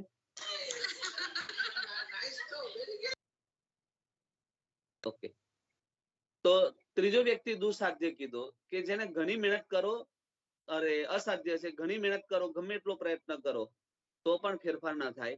એવા પ્રકારના જીવો લાખ પ્રયત્ન કરી દે, મહાત્માઓ, શ્રાવકો, ઘરના વ્યક્તિઓ, પણ પેલા એના જીવનો કોઈ જાતનો ફેરફાર આવે જ નહીં. એમનું એમ જ રે, તમે કરવું જ કરો, હું કાંઈ ન કરું. એવા પ્રકારની મનોવૃત્તિ હોય, જીવદળ પાક્યું ન હોય, લાયકાત કેળવાય ન હોય, અને એવા પ્રકારના વ્યક્તિને ત્રીજા પ્રકારના સ્ટેજ ઉપર મૂકે છે. એને કહેવાય છે દુસાધ્ય. મગસીલ નામનો એક પથ્થર આવે છે, મગસીલ. ફરી બોલું છું, મગસીલ નામનો એક પથ્થર અને પુષ્કરાવર્ત નામનો એક મેઘ, બેનો સંવાદ ચાલે છે. પેલો કે છે જો ભાઈ આખા સૃષ્ટિને હું છે ને 7 દિવસ વૃષ્ટિ કરી અને એકદમ જમીનને રસકસ વાળી બનાવું છું. મગસીલ કે છે ભાઈ જો તું બધાને ગમે એટલો રસકસ બનાવી શકે તો મને ભીંજવી દે તો ખરો કહેવાય. એટલે મગસીલ પથ્થર ઉપર 7 દિવસ લગાતાર અનરાધાર વરસાદ વરસતો રહ્યો. રણભૂમિમાં કદાચ ફૂલ ઉગી જાય, મરુધરની અંદર કદાચ કલ્પવૃક્ષ ઉગી જાય, કદાચ પહાડની વચ્ચે આંબાનું ઝાડ ઉગી જાય, પણ આ મગસીલ પથ્થર ઉપર 7 દિવસ વૃષ્ટિ થયા પછી પેલો પુષ્કરાવર્ત કે જો મેં તને ભીંજવી દીધો ને, પુષ્કરાવર્તનો મેઘ જ્યાં બંધ થયો, મગસીલ કે છે તારું પાણી ક્યાં છે મારી પર? ઉતરી ગયું બધું નીચે, બધું જ નીચે. મગસીલ પથ્થર જેવો કોરો હતો તેવો પાછો કોરો થઈ ગયો સાહેબ. મગસીલ પુષ્કરાવર્તના મેઘમાં મગસીલ ના ભીંજે. પુષ્કરાવર્તનો મેઘ વર્ષે 6ઠો આરો પૂરો થશે ત્યારે પુષ્કરાવર્તના મેઘથી આ જમીન રસકસ વાળી થશે. એવી જમીનને રસકસ કરનાર પણ એ પુષ્કરાવર્તનો મેઘ મગસીલ નામના પથ્થરને ભીંજવી નથી શકતો. આ બલિહારી અસાધ્ય જીવોની છે. એટલે સાહેબ મારો નંબર બીજામાં તો ખરો ને. હું કદાચ સુસાધ્ય નથી પણ દુસાધ્ય ખરો. હા ચોક્કસ તું સુસાધ્ય છું, કેમ કે તને 2 વસ્તુ મળી ગઈ છે, એક સમ્યક જ્ઞાન અને સમ્યક દર્શન. આ 2 વસ્તુ તને પ્રાપ્ત થઈ છે. સુસાધ્ય છું, પણ તારી તારી આસક્તિઓ છે ને એટલી બધી છે ને કે ઓછી થતી નથી. એટલે તને હવે તદદયા નથી મૂકીને જતો, તારી જોડે એક બીજી મારી પુત્રીને મૂકતો જઉં છું, જેનું નામ છે સદબુદ્ધિ. એ સદબુદ્ધિને તારી આગળ મૂકીને જઈશ, અને એ સદબુદ્ધિ એ પરિચારિકા તરીકે તારી સેવા કરશે, તારું ધ્યાન રાખશે, તને વારંવાર ટોકતી રહેશે, તને વારંવાર રોકતી રહેશે, તને વારંવાર સૂચના આપતી રહેશે. ના તું આ ન ખાઈશ, તો આ જે ટીવી દેખે છે ને એ ન દેખીશ ભાઈ. હા, આ તું અભક્ષ વસ્તુ ખાય છે ને એ તારે ખાવા જેવી નથી. બરાબર? આ શું કરે છે? શું આ તું શું કરે છે? રાત્રિ ભોજન કરે, તારે રાત્રિ ભોજન કરવાતું હશે. તું હવે સમ્યક દર્શની જીવ થયો, તારાથી આ પાપ થાય. તું ક્યાં જાય છે? કસીનોમાં ન જવાય તારે. એ સદબુદ્ધિ એને રોકશે, સદ વિવેક એને રોકશે, સાચી સમજણ રોકશે. એક વસ્તુ કહું રાજેન્દ્રભાઈ, રાજેન્દ્રભાઈ, પોતાની જાતે ગુરુ બન્યા વગર જ્ઞાન થતું નથી. ફરી બોલું છું, પોતાની જાતે ગુરુ બન્યા વગર જ્ઞાન થતું નથી. હું કદાચ બોલું, કદાચ તમે કોઈ યુટ્યુબ ઉપર ઓડિયો વિડીયો સાંભળો, કદાચ કોઈ પુસ્તક વાંચો, કદાચ કોઈ ગુરુ ભગવાનને સાક્ષાત સાંભળો, આ બધા જ ફેક્ટરોનો ઉપયોગ કર્યા પછી જ્યાં સુધી તમે તમારા ગુરુ નહીં બનો ત્યાં સુધી તમે જ્ઞાની નહીં બની શકો. ગુજરાતીમાં કહેવત છે પરેશભાઈ કે આપ મુઆ વિના સ્વર્ગે ન જવાય. કઈ કહેવત છે? એટલે ખ્યાલ આવે ને, પોતે મર્યા વગર સ્વર્ગે ન જવાય. બામન પાસે નોકરવાળી ગણવાથી કે તમારા ગ્રહો બદલાઈ નહીં જાય. બીજો વ્યક્તિ ભોજન કરે ને તમારું પેટ ભરાય એવું કોઈ દિવસ બન્યું હતું? હા, અને છતાં પણ આપણે એમ વિચારે કે ના થઈ જશે બધું. એવું નહીં. આપ મુઆ વિના પોતાની જાતે ગુરુ બન્યા વગર બોધ ન થાય. રાત્રે ભોજન કરતા હોય તે વખતે એક સદબુદ્ધિ આવે, અરે શું કરે છે ભલા માણસ, આ કોકો કોલા પેપ્સી પીવે છે તું, બરાબર? આ તારા શરીરને સારું રાખશે, તારા શરીરને બગાડશે. અરે સાહેબ, બધા લોકો ભેગા થયા છે, સમાજના ગામના લોકો, અને બધા ગેટ ટુ ગેધરિંગ ચાલે છે, બધા વાઇન પીવે છે. હું ના પીવું ના, સદબુદ્ધિ કે તારે નથી પીવાનું. આ લોકો ભલે પીતા હોય, આ લોકો ભલે જે કરતા હોય, જુગાર રમતા હોય કસિનોમાં, તારે નથી રમવાનું. તારાથી આ પાપ ન થાય. એ સદબુદ્ધિ આપણને એમ કહેશે કે તારાથી આ કામ ન થાય. તદદયા બધો પ્રયત્ન કરી લીધો, નથી સફળતા થઈ, તો હવે સદબુદ્ધિને આપવામાં આ કમાન્ડ આપો. આપી દો સદબુદ્ધિને કમાન્ડ કે તારે મને રોકવાનું સાહેબ. જ્યારે જ્યારે કોઈ પણ પ્રકારના પાપો થાય ત્યારે સદબુદ્ધિ કહેવાનું, સદવિવેકને કહેવાનું, જો મારી છે ને તાકાત નથી કે આનાથી રોકાઈ શકું, હા, પણ તું એક કામ કરજે, કમસે કમ તું મને રોકજે. સદબુદ્ધિ આવે એટલે કેટલા ફેરફાર થાય કેતુલભાઈ? કેતુલભાઈ દેખાય છે?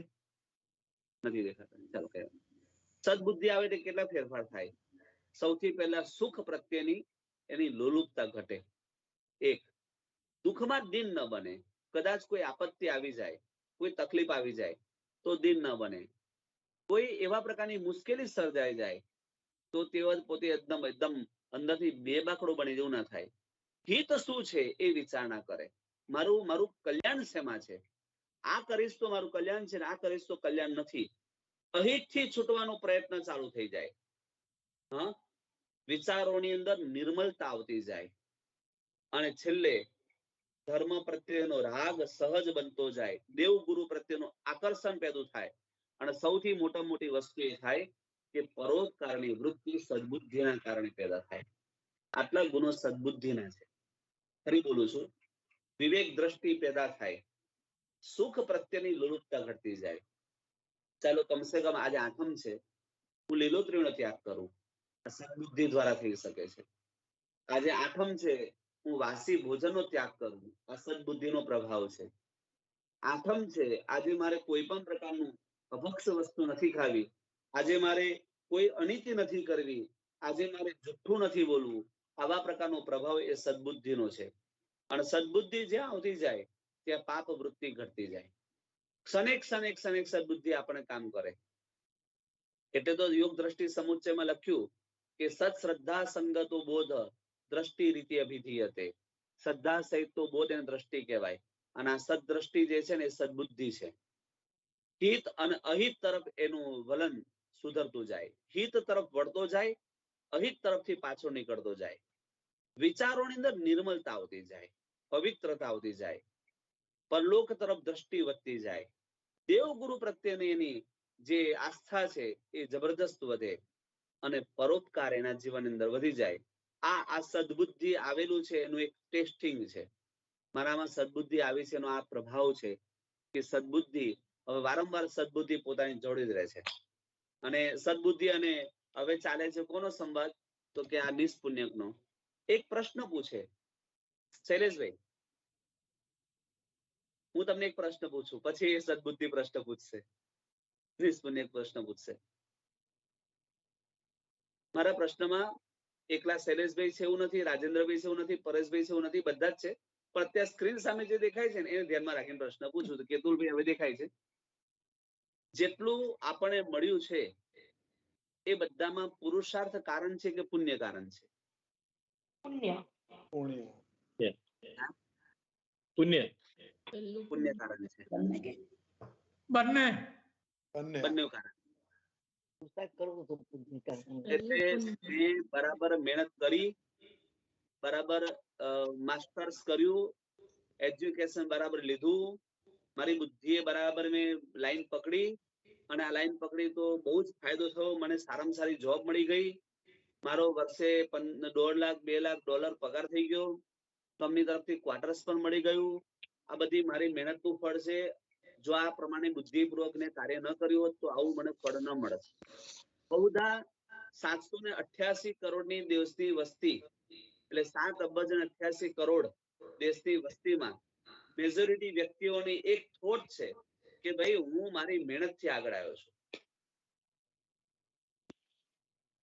હું મારી મહેનતથી આગળ આવ્યો છું, એટલો પુરુષાર્થ કર્યો છે, મેં રાત દિવસ જાગીને જે મહેનત કરી છે. કેતુલભાઈ બોલે ને કે જયારે અમદાવાદ થી અમેરિકામાં પગ મૂક્યો ને ત્યારે મારી પાસે કઈ હતું નહીં. ધીરે ધીરે કરતા મેં મારો પગ જમાયો, મેં મારા સ્ટોર ઉભા કર્યા, મેં મારી બુદ્ધિથી આખું એમ્પાયર ઉભું કર્યું. આજે અમે વેલ સેટ, વેલ વેલ્થ, વેલ હેલ્થ છે. આજે અમે સંપૂર્ણ રીતે આનંદિત છે, સુખી છે. આવા પ્રકારનું આપણે ક્રેડિટ આપવા માટે પ્રયત્ન કરીએ તો કોને આપવા માટે પ્રયત્ન કરીએ? પોતાના પુરુષાર્થને, પોતાના પુત્રને, પોતાના કુટુંબીજનને, પોતાની બુદ્ધિને કોને આપવા માટે પ્રયત્ન કરીએ? પુણ્ય 100%, 100% પુણ્ય. એક સ્ટેપ આગળ વધો ને, મારા પ્રશ્નના 2 જવાબમાં એક સ્ટેપ આગળ જતા રહો કે સાહેબ પૂર્વભવની અંદર કોઈક એવા સારા કાર્યો કર્યા હતા જેનાથી આવા કોઈ પ્રકારના પુણ્ય ઉત્પન્ન થયા અને આવા પ્રકારનું મને ફળ મળ્યું. જો કે આમ જોવા જઈએ તો કદાચ દુખતી નસ ઉપર દબાવવા જેવું થાય, પણ આપણે કંઈક ગુમાવ્યું પણ છે, મેળવવા સાથે કંઈક ગુમાવ્યું પણ છે, અને જે ગુમાવ્યું છે એનું વર્ણન કરવા જેવું નથી. પુણ્યથી બંધ પુણ્ય બાંધ્યું છે. હા, પુણ્યથી બંધ પુણ્ય બાંધ્યું છે અત્યારે. એવું છે? પુણ્યાળું બંધ પુણ્ય બાંધ્યું છે એમ? ના રે ના, દેવગુરુ વગેરે ક્યાંથી બંધાય? બરાબર. છતાં પણ એક આપણે પ્રશ્ન ઉપસ્થિત થયો કે સદબુદ્ધિને એક પ્રશ્ન ઉપસ્થિત થાય, પેલા નિષ્પુણ્યકને સદબુદ્ધિ આગળ, કે મને આ બધું આટલો ચમત્કાર મારા જીવનમાં કેમ આવ્યો?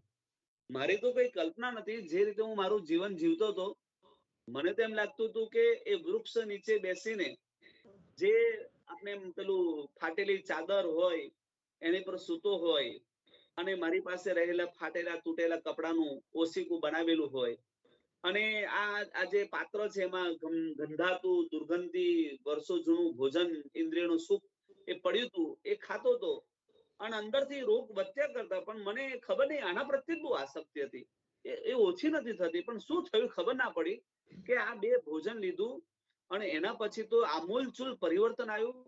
આખી રોગોની હારમળાઓ એ નીકળી ગઈ, અંદરથી શાંતિ અને જે સંતોષની અનુભૂતિ થઈ. આ સદબુદ્ધિ કોના કારણે થયું હશે? એ પ્રશ્ન પૂછે છે પોતાની સદબુદ્ધિને, એટલે ધર્મબોધકરની પુત્રીને એ પ્રશ્ન પૂછે, આવું કેમ થયું હશે? શું કેમ આવું મને આવું આનંદ આવ્યો, અને આ ઔષધો મને કઈ રીતે પ્રાપ્ત થયા?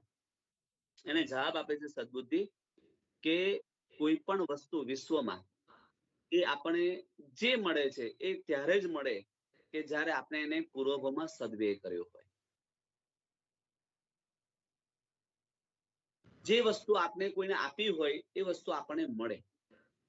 સિમ્પલ રૂલ્સ, સનાતન સત્ય, એક ગુજરાતીમાં કહેવત છે, ખાડો ખોદે તે પડે. બીજા માટે ખાડો ખોદ્યો હોય તો પોતે પડે. એટલે બીજા માટે કરવા ગયા એમ પોતાને પ્રાપ્ત થાય. પૂર્વભવમાં તું નિષ્પુણ્યનો જીવ, પણ પૂર્વભવની અંદર તું એ આવા જે ઔષધ છે, વિમારાલોક, તત્વ પ્રીતિકર પાણી અને પરમાન્ન, એ 3 પ્રકારનું ઔષધ તું એ પૂર્વભવની અંદર એનું દાન કર્યું હશે ને, માટે તને આજે આટલું સહજતાથી સરળતાથી તને બધી વસ્તુ પ્રાપ્ત થઈ. સદબુદ્ધિનો જવાબ જે આપ્યું છે તને મળ્યું છે. એક સાલી ભદ્રે ખાલી ખીર ઓરાવી, ફળમાં શું મળ્યું? એક ધન્ય કુમારે ખીર ઓરાવી, ફળમાં શું મળ્યું? ઉલટા ક્રમમાં જાઓ, ખંડક મુનિએ ખાલી ચામડી ઉતારી પૂર્વભવની અંદર ચીભડાની, ફળમાં શું મળ્યું? હા, એક નાની મસ્તી ક્રિયા ફળ શું આપી શકે છે? જેવું પૂર્વભવમાં આપ્યું હતું એ જ બહુ મળ્યું. ઢંઢન ઋષિ એટલે ઢંઢન કુમાર કૃષ્ણ મહારાજાના પુત્ર છે. કૃષ્ણ મહારાજા 3 ખંડના સ્વામી કહેવાય, જબરદસ્ત વૈભવ વાળા. એમના પુત્રને દીક્ષા લીધા પછી, ઢંઢર મુનિ બન્યા પછી, સાહેબ દ્વારિકા નગરી 12 યોજનની અંદર ઘરની અંદર ભિક્ષા લેવા જાય, પણ 6 મહિના સુધી એમને ભિક્ષા નથી મળી. કેટલા મહિના સુધી ભૂપેન્દ્રભાઈ? 6 મહિના સુધી. કેમ? પૂર્વભવની અંદર એમને એક કાર્ય સોંપવામાં આવ્યું હતું કે તમારે ખેડૂતોનું ધ્યાન રાખવાનું, ખેતર ખેડાવવાનું, કામ પતે એટલે જમવાનું આપવાનું, આ બધું જે વર્કિંગ છે તમારું રહેશે. રાજાને ખુશ કરવા માટે પેલો જે ખેતર હોય ને, ખેતર એને ચસક મારવાની કહેવાય. ચસક એટલે ખેતી ખેડવાનું હોય, એ ખેડવાનું જે 4 વાર ખેડવાનું હોય તો પેલો કે 6 વાર ખેડવાનું, પછી ખાવાનું મળશે. એટલે બાપડાને મજબૂરીથી ખેડવું પડે. 12 વાગ્યાની જગ્યાએ કોઈ વાર 3 વાગે જમવાનું આપે, કોઈ વાર 4 વાગે જમવાનું આપે, કોઈ વાર ન પણ આપે. આ બધા જે ખાવા સંબંધી લોકોને રૂકાવટ કરી, એનાથી એને જે કર્મ બાંધ્યું, એ કર્મના કારણે ઢંઢન ઋષિના ભવની અંદર 6 મહિના સુધી એક પણ અનાજનો દાણો પોતાના મોઢામાં ન ગયો. તમે ભૂખ્યા રહ્યા. હા, યેસામ ભૂભંગ માત્રેણ ભજ્ય માનોપી પર્વતો તૈરહો કર્મ વૈષમ્ય ભિક્ષામ અપી ન અવાપ્યતે. જેઓની ભુજાથી કર્મના પેલા પર્વતોના ચોરી ચોરા થઈ જાય ને, પણ કર્મ વિચિત્ર બને તો કોઈને ભિક્ષા પણ ના આપે, કોઈ ના આપે, રખડવું પડે એને. એટલે સદબુદ્ધિને કહે છે કે ભાઈ પૂર્વભવની અંદર તું એ સરસ મજાના આવા દાન કર્મ કર્યા છે, અને જેથી કરીને તને આ ભવની અંદર આટલી કથરી હાલ વિચિત્ર પરિસ્થિતિ, નિષ્પુણ્યપણામાં પણ તને સુસ્થિત મહારાજાની દ્રષ્ટિ પડી અને તને અંદર કર્મ વિવર આવવા દીધો, અને ઔષધ 3 પાન મળ્યા છે. તારું સદભાગ્ય છે કે પૂર્વભવમાં તે કોઈને આપ્યા છે. આ સદબુદ્ધિ સારા વિચાર આપે, કુવિકલ્પો ના આપે, સુવિકલ્પ આપે, કુતર્ક ના આપે, સુતર્ક આપે, સન્માર્ગમાં લઈ જાય, ઉન્માર્ગમાં ના લઈ જાય, સદ ઔષધ લેવા માટે પ્રેરણા કરે, કુ ઔષધ લેવા માટે પ્રેરણા ના કરે, આત્માનું હિત વિચારવા માટે તૈયાર કરે, પ્રવૃત્તિ કરાવે. અને એ સાંભળીને નિષ્પુણ્ય અંદરથી વિચારે છે કે સદભાગી છું કે આવા પ્રકારનું મને ઔષધ પ્રાપ્ત થયું. હવે ઔષધ હું છોડીશ નહીં, દરરોજ ઔષધ લઈશ, જ્ઞાન અધ્યયન કરીશ, દર્શન, પ્રભુની સેવા, ભક્તિ, અર્ચના કરીશ. આ પ્રભુ થકી પહોંચ્યો છું, એમના ઉપકારોને નહીં ભૂલું, આ સદગુરુના ઉપકારને નહીં ભૂલી શકું. ત્યારે એક દિવસ નિષ્પુણ્ય એમ કે છે કે હવે હું સંપૂર્ણ રીતે સજ્જ થયો છું. અનાદિકાલીન જે દોષો મારા આત્મામાં હતા એને લગભગ મૃત પ્રાય કરી નાખ્યા છે. હવે કાયમ માટે હું તમને જ ગુરુ તરીકે માનું, અને એક વાત સંકલ્પપૂર્વક લેવા માંગુ છું કે હવે હું કદન ભોજન નહીં કરું, એનો મને પચકાન આપી દો. હવે હું કાયમ માટે આ 3 જ વસ્તુ લઈશ, સમ્યક જ્ઞાન, સમ્યક દર્શન અને સમ્યક ચારિત્ર. આ 3 ઔષધનું જ સેવન કરીશ, બાકી હવે હું બીજા વસ્તુને નહીં પકડું. સદબુદ્ધિ કહે છે આમ નહીં, તું અત્યારે કદાચ માની પરમાનંદ લેવા તૈયાર થઈ જાય એટલે દીક્ષા લેવા માટે તૈયાર થાય. આ દીક્ષા જીવન એટલું સુલભ અને સહેલું નથી. ગંગા નદીને 2 હાથથી તરવું સહેલું, મેરુ પર્વતને ચડવું સહેલો, બધી વસ્તુ સહેલી, પણ દીક્ષા જીવન કઠિન છે. દીક્ષા જીવન હે કઠિન, ચડના પેડ ખજૂર, ચડે તો ચાખે પ્રેમ રસ, પડે તો ચકનાચૂર. દીક્ષા જીવન એવું કઠિન છે, પાડી શકાય તો મોક્ષના સુખ આપશે, પણ ન પાડી શકાય એવું હોય તો તકલીફનો પાર નહીં રહે, કારણ કે આ એગ્રીમેન્ટ છે ને લાઈફ ટાઈમનું છે. એકવાર દીક્ષા લીધી એટલે પતી ગયું, પછી છોડી ના શકાય. લગ્ન જીવન અને દીક્ષા જીવન લાઈફ ટાઈમ નું એગ્રીમેન્ટ કહેવાય ને દિલીપભાઈ. દીક્ષા જીવન અને લગ્ન જીવન આપણે લાઈફ ટાઈમ નું એગ્રીમેન્ટ કહેવાય ને, એમ કહું છું. જી બરાબર. હા તો વાત એ સાચી. દીક્ષા જીવન એકવાર લીધું એટલે પતી ગયું. આખું જગત વંદન કરશે ના નહીં, પણ પછી લીધા પછી અંદરથી મનની અંદર જો સેત પણ ખટવાયા, સેત પણ દુખી થયા, તો ન ત્યાં રહી શકશો ને અહીંયા રહી શકશો. એટલે સદબુદ્ધિ કે છે થોડુંક શાંતિથી વિચાર કર. તું સાહસ ન કરીશ, એકદમ આવેગમાં આવી, ઉશ્કેરાટમાં આવીને એક્સાઇટમેન્ટમાં આવીને તું એમ કહી દઉં બધું ત્યાગ કરી દઉં. તું વિચાર કર, તારી સક્ષમતા છે. ત્યાગ કર્યા પછી વાંધો તો નહીં આવે ને? ઉપવાસ કર્યા પછી તને ભોજન યાદ તો નહીં આવે ને? ટીવી નો ત્યાગ કર્યા પછી બધા દેખતા હોય તો મન લલચાશે તો નહીં ને? પિઝા નો ત્યાગ કર્યા પછી એવું તો નહીં થાય મેં આ ત્યાગ કરી દીધો? રાત્રિ ભોજન નો ત્યાગ કર્યા પછી એવો વિચાર તો નહીં આવે ને ખોટું કામ કર્યું? બધા રાત્રિ ભોજન કરે છે, હું એકલો રહી જઉં છું. બધા હોટલમાં ફરવા ગયા, આજે મારે દેખતા રહેવાનું બધાને? બધા ગેટ ટુ ગેધરિંગ મળે છે, આનંદથી વાતચીત કરે છે, હાથની અંદર ડીશ છે, સરસ મજાના ભોજનો, બર્ગર છે, પિઝા છે, સેન્ડવિચ છે, હા આ બધું જાત જાતનું પીરસાયેલું બધા ખાય છે, હું જોતો રહું? એમ કેવું લાગે કે ભાઈ એમ વિચારો ને, કલ્પના ચિત્ર ઉભું કરો કે રાત્રિ ભોજન ત્યાગ કર્યો હોય, એક્ઝામ્પલ તરીકે ગેટ ટુ ગેધર જેવું રાખ્યું હોય, મળવાનું, બધા ખાતા હોય અને પાછું વિલખો પડી જાય, એમ અંદરથી ગિલ્ટી ફીલ થાય કે ક્યાં ખોટો ત્યાગ કર્યો. કોઈ પૂછવા કેમ તમે ખાતા નથી? ત્યાગ છે. અરે શું ભલા માણસ ત્યાગ એક દિવસ છૂટી રાખવી જોઈએ, શું ફરક પડતો હતો? અંદરથી મનમાં થાય કે વાત તો સાચી છે, બધા રાત્રિ ભોજન કરે છે અને આનંદથી પ્રમોદ કરે છે બધા આરામથી, અને હું અહીંયા દુખી છું. આમ મનમાં ખેદ વ્યક્ત થાય. સત્વ ખીલે ને પણ ખેદ થાય. પસ્તાવ થાય કે ના થાય એમ કહો? નિયમ લેતા એટલે તો આપણે વિચારીએ કે નિયમ લેવો જ નથી, નિયમ લઈને ફસાઈ જાય, એના કરતા નિયમ ના લેવો સારો. અને આ નિષ્પુણ્ય કે છે કે મને હવે તમે નિયમ આપી દો, હવે 3 જીવનમાં ક્યાંય છોડીશ નહીં. સમ્યક જ્ઞાનને, દર્શને, ચારિત્રને હવે મારો આત્મસાત કરીશ. સદબુદ્ધિ ધર્મ બોધ કરીને બોલાવે છે, ગુરુવરને બોલાવે છે કે હવે આ વ્યક્તિ જે છે નિયમ લેવા માટે તૈયાર થયો છે, તમારું શું માનવું છે? એક ચર્ચા વિચારણા થાય. ત્યારે કહે છે કે નિયમ લેવા તૈયાર થયો છે, વાત સાચી છે ભાઈ, અંદરથી મજબૂત છું ને? હા સાહેબ મજબૂત છું. પરિસ્થિતિ બદલાશે તો કશું વાંધો નહીં આવે. ક્યાંક ગિલ્ટી ફીલ થશે તો કોઈ ચિંતા નથી. ક્યાંક મન પરિવર્તન થયું તો કે કઈ વાંધો નહીં. કોઈ તને પશ્ચાતાપ કરાવશે તો નહીં કરું સાહેબ. ઉપરથી હવે મારું મન એવું છે કે આટલું સરસ મજાનું ઔષધ પીધા પછી બધાનું આ તરફ પ્રેરું. મને તો પડવાની વાત જાવ તો, અને એનું જે પાત્ર હતું, કયું પાત્ર? જે કદન ભોજન ભરતો હતો તે પાત્ર, વિષય કસાયનું પાત્ર, એને પેલા સાફ કરાવડાયું. ચોખ્ખું કર ભાઈ તું, પેલા તારું અંદર એક પણ દાનો રહેશે ને તારો વિચાર ત્યાં જશે. તું પેલા એને ચોખ્ખું કર. પ્રાયશ્ચિત લેવા દ્વારા એ પાત્રને ચોખ્ખું કર્યું.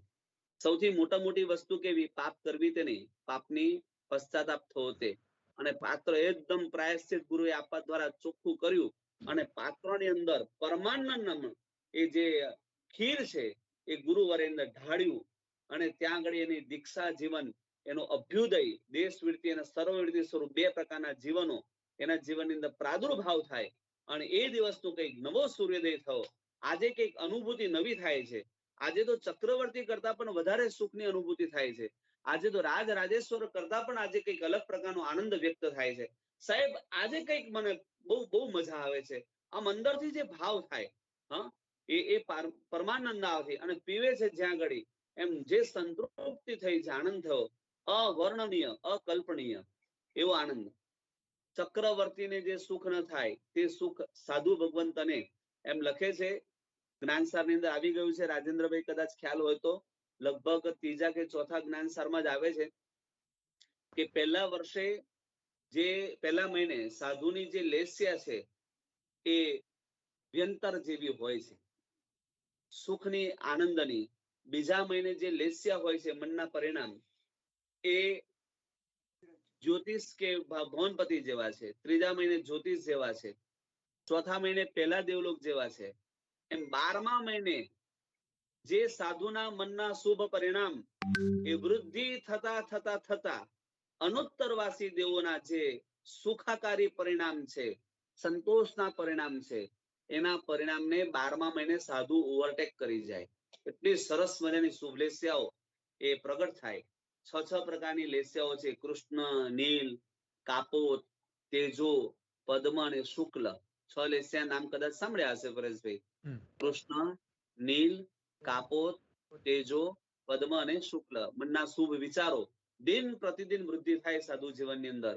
અને એ 12મા મહિનાની અંદર તો અનુત્તરવાસી, હા કેતુલભાઈ, અનુત્તરવાસી દેવોનું આમ ઘટના ખ્યાલ હશે તમને કે એક દેવ છે જેનું આયુષ્ય 33 સાગરોપમ છે. 33 સાગરોપમ એટલે અનબિલીવેબલ, બરાબર. હવે એટલું મોટું આયુષ્ય, એટલે આ સાગરોપમને ખાલી ટૂંકાણમાં કેવું ને રાજેન્દ્રભાઈ, તો એટલું કહીએ આપણે કે ઓશન જે હોય દરિયો, એમાંથી દર 100 વર્ષે એક પાણી ટીપું બહાર કાઢવાનું. દરિયો જયારે ખાલી થાય એટલું આયુષ્ય તમારે અત્યારે 33 સાગરોનું સમજવાનું. નહીં સમજ્યા? દરિયાનું એક એક ટીપું દર 100 વર્ષે કાઢવાનું. કાઢતા કાઢતા દરિયો જયારે ખાલી થાય ને એટલું આયુષ્ય તમારે 33 સાગરોનું સમજવાનું. આટલું મોટું આયુષ્ય. આમ થાય કે કંટાળતા નહીં હોય બાપડાઓ, આટલું બધું લાંબુ આયુષ્ય તો 80 વર્ષ 90 વર્ષ થાય તો કંટાળો આવે. આટલું મોટું આયુષ્ય. પણ પાછું જોવા જેવું એ કે સિદ્ધ શિલાથી એકદમ નજીક છે, બહુ દૂર નથી. શરીર કેટલું છે તો કે આટલું જ શરીર છે. એટલે એક આપણે કે ને એક હાથ જેટલું, બસ એક હાથ જેટલું આટલું શરીર. હા, એ શરીર પાછું તમને મને એવું લાગે કે આ મજબૂર છે બિચારો. 16.5 સાગરોપમ, 16.5, એક જ પડખે સુતા રહેવાનું, ઉઠવાનું નહીં. 33 સાગરોપમમાંથી એક પણ દિવસ જગ્યા પરથી ઉઠવાનું નહીં, સુતા જ રહેવાનું. 16 સાગરોપમ 16.5 પતે એટલે પડખું ફેરવવાનું બીજા પડખે, બીજા પડખે 16.5 સાગરોપમ પૂરા કરવાના. શું કેવું લાગે એમ? પેલું જેલની અંદર પૂરી દીધા હોય અને બાપડાને ઊભું જ ન થવાનું, પેરાલિસિસ થઈ ગયો હોય, એના જેવી હાલત દેખાય આપણને. પણ એવું લખે છે કે નીચે વ્યંતરથી માંડીને 9 ગ્રૈવિક સુધીના દેવોને જે સુખ નથી એવું સુખ અનુત્તરવાસીના જીવોને પ્રત્યેક સમય હોય છે. દિલીપભાઈ, પ્રત્યેક સમય આટલું સુખ. અને એ સુખને પણ ઓવરટેક કરે એ સાધુનું પહેલા વર્ષનું જીવન. આ પરમાનંદ અને આનંદ અનુભૂતિ છે સાહેબ. આ જે મળ્યું છે એના આનંદની અનુભૂતિ છે. ક્યાંક સીધો જ કોઈક વ્યક્તિને એવા પ્રકારની જોબ લાગી જાય, ચાલો તમે એમેઝોન કંપની અંદર મેનેજર તરીકે તમને પોસ્ટ આપવામાં આવે, સીધી જ કેવો આનંદ આવે. તમને સીધા જ ક્યાંક એવી ઊંચી જગ્યાએ મૂકી દેવામાં આવે, કલ્પના પણ ના હોય, અને પહેલા જ વર્ષે પગાર તમારો $10 લાખ, કેવો આનંદ આવે, કેવું એમ અંદરથી આનંદ ફીલ થાય. એનાથી કઈક ઘણું ચડિયાતો આનંદ અત્યારે આણે છે. અને પરમાનંદના લીધા પછી, એટલે ચરિત્ર જીવન સ્વીકાર્યા પછી એકવાર વિચારે છે કે આ બધું મને મળ્યું છે, પણ મારે આનું એક કામ કરવું જોઈએ, મારે પણ આ બધું આપવું જોઈએ. જે મને મળ્યું છે ને તે મારે બીજાને આપવું જોઈએ. કઈ રીતે આપવું, કઈ રીતે બીજાને પહોંચાડવું? સદબુદ્ધિને પૂછે છે કે આ બધું મને મળ્યું, હવે મારે બીજાને આપવું હોય તો હું શું કરું? આપીશ, ખુશીથી આપીશ. તમને જે મળ્યું તમારે બીજાને આપવું. એટલે સદબુદ્ધિના કહેવાથી નિષ્પુણ્યકનો જીવ જે સપુણ્યક થયો છે, હવે પુણ્યવંત થયો છે, એને બધાને કહે છે કે લો ભાઈ, અહીંયા હું બેઠો છું, દુકાન મારી ખુલ્લી છે, મારી પાસે જ્ઞાનના 45 આગમના પુસ્તકો, દર્શનના ઉપકરણો, ચારિત્રના ઉપકરણો, મારી પાસે ત્રણેયની વસ્તુ સામગ્રી ઉપસ્થિત છે, લઈ જાઓ. પણ એક ઈગો સ્ટેટ જેને કહેવાય ને, મારી પાસે આવશો તો હું તમને આપીશ, તમારી પાસે હું આપવા નહીં આવું. પાછું આટલું અંદરથી એક અહંકાર પણ છે. એટલે સપુણ્યક હવે થયા પછી બધું લઈને બેઠા છે, પણ કોઈ લેવા માટે આવતું નથી. કેદુલભાઈ, પ્રભાવના કરવી હોય તમારે, અને તમે એવું લખો કે ભાઈ સંઘની અંદર જે લોકો સંવત્સરના દિવસે પ્રત્યયન કરવા માટે આવશે એ લોકોને મારા તરફથી $100 પ્રભાવના છે. આવું એક લખજો. પણ સાથે એવું લખજો કે આ પ્રભાવના સંઘનું મેમ્બરશીપની રિસિપ્ટ લઈ અને મારા ઘરેથી લઈ જવાની.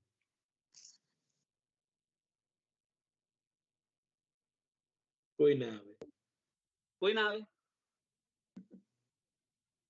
તો ઘરે પછી લેવા ના હે ઘરે લેવા ના આવે, ઘરે લેવા ના આવે. $100 તો ના આવે, આપવા જવું પડે.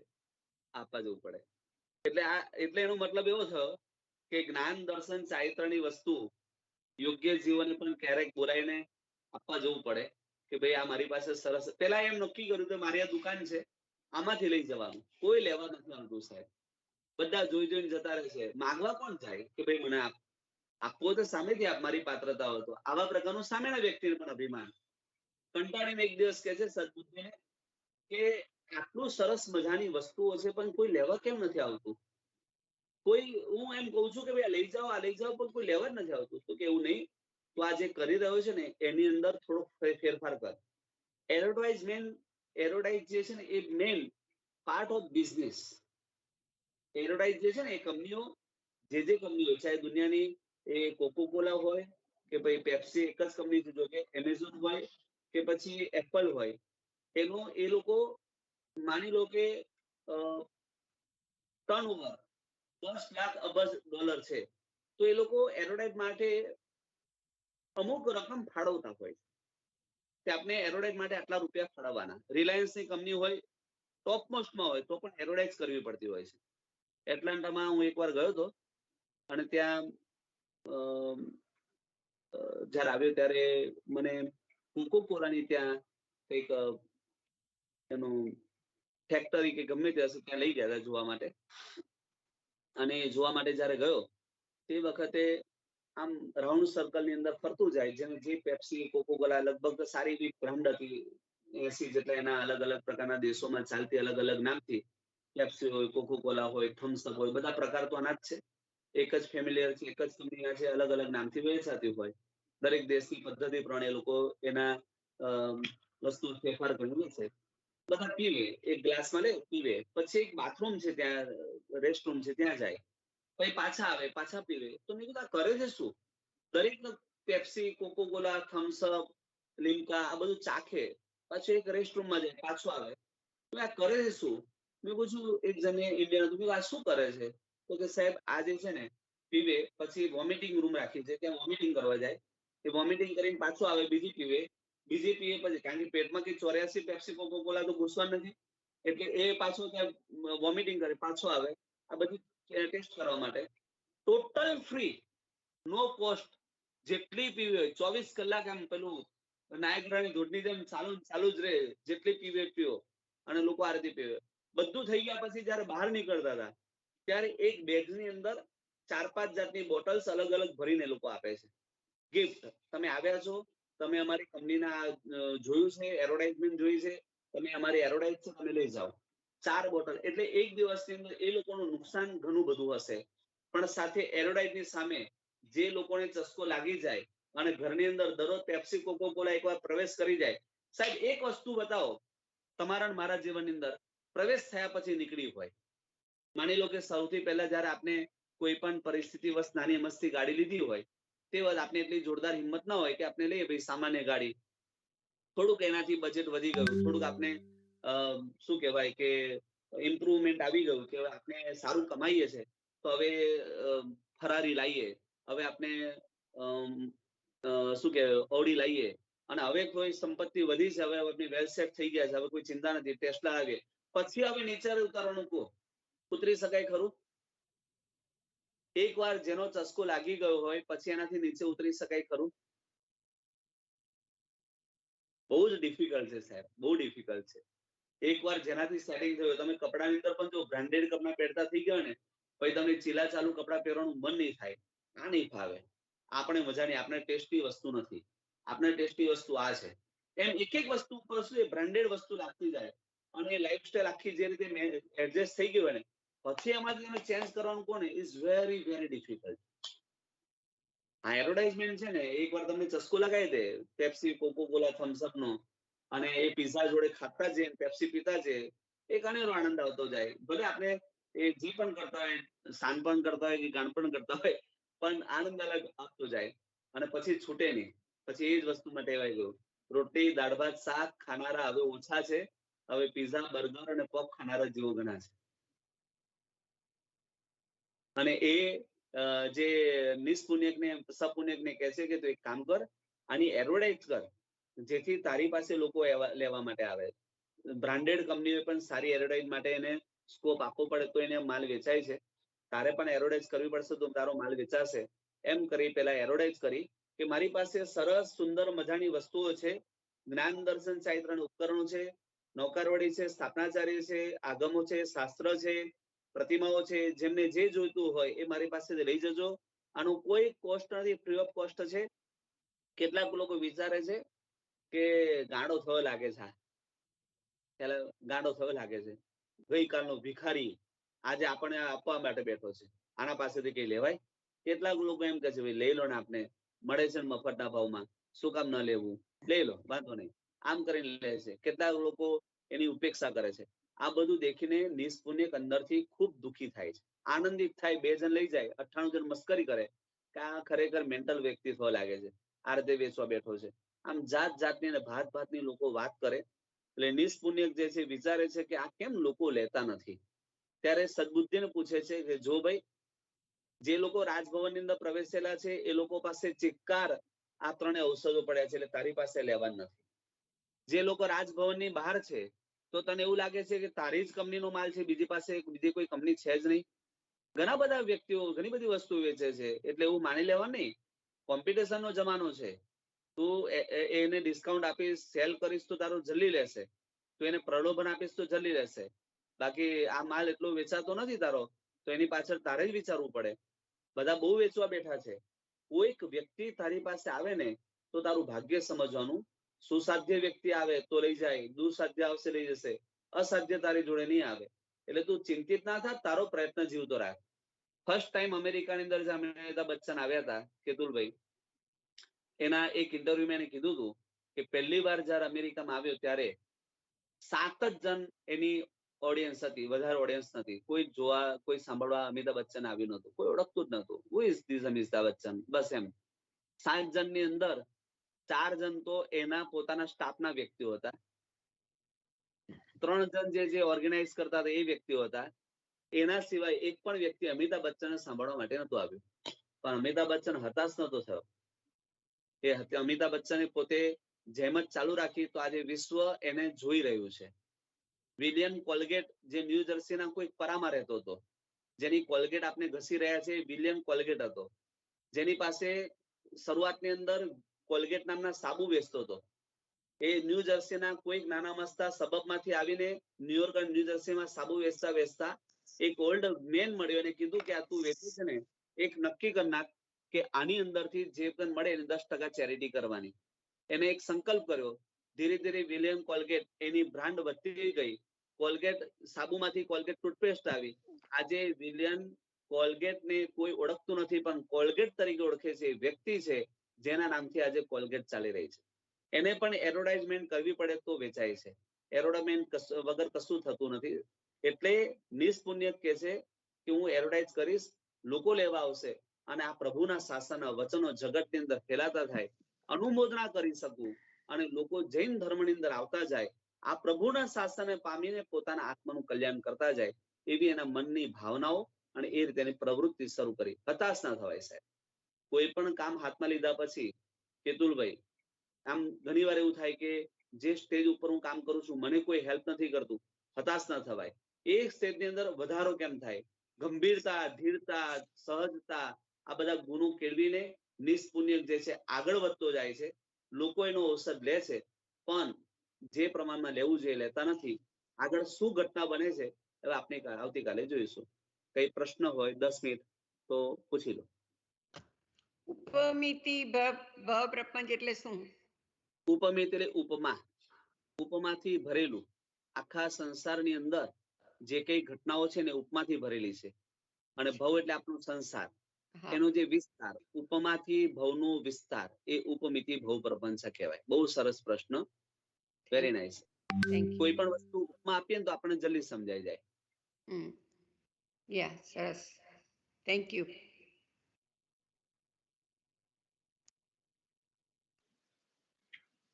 સમીરભાઈ એક ક્વેશ્ચન હતો સંભળાય? હાજી હાજી હાજી. એટલે આ જે રચના કરી રાઈટ ગ્રંથની, તો આ એટલે એટલે બેઝિકલી જે રચના કરવા વાળો છે એ જોયો છે કે સંસારમાં, એટલે હું જસ્ટ વિચારું છું એ કેવી રીતના બનાવ્યું હશે, સંસારનું બધું વિચાર્યું હશે અને પછી પોતાના વિચારોથી આ આખી રચના કરી હશે કે આ જે એકચ્યુઅલ બધું થઈ ગયું છે એને આપણને દોરવા માટે, ડાયરેક્શન આપવા માટે થોડી રસપ્રદ કથા બનાવી છે એનું, એટલે એનું કેવી રીતના મીન્સ સર્જન કેવી રીતના કર્યું? આ રિયલ નથી, રાઈટ? રાઈટ. આપણે તમારો પ્રશ્ન એ સ્વરૂપનો છે કે આ આગમનો પદાર્થ છે કે કલ્પના ચિત્ર છે, રાઈટ? હા, આગમનો પદાર્થ છે કે કલ્પના ચિત્ર છે કે કદાચ રિયલ લાઈફમાં હશે પણ એને આવી રીતના રસપ્રદ બનાવી અને આપણા જીવનને ઢંઢોળવાની વાત કરી છે, અમુક જગ્યાએ પ્રશ્ન મૂકી દીધા છે. રાઈટ. હવે એક આપણે સિમ્પલ, શું નામ આપનું? મનીષભાઈ, એક સિમ્પલ ક્વેશ્ચન. તમે કોઈ પિક્ચર જોતા હો, બરાબર છે?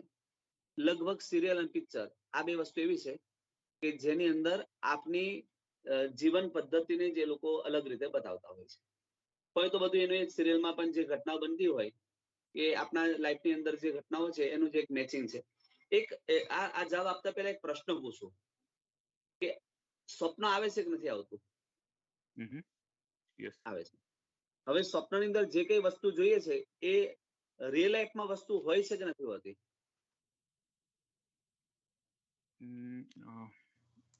ઘણી વખત હોય છે, ઘણી વખત આપણે એવું વિચાર કરીએ, એટલે મોસ્ટલી હોય છે એમ, પણ આપણા હાથમાં નથી હોતી. એ તો સ્વપ્ન તો વસ્તુ એ જ છે કે જે આપણા હાથમાં હોય.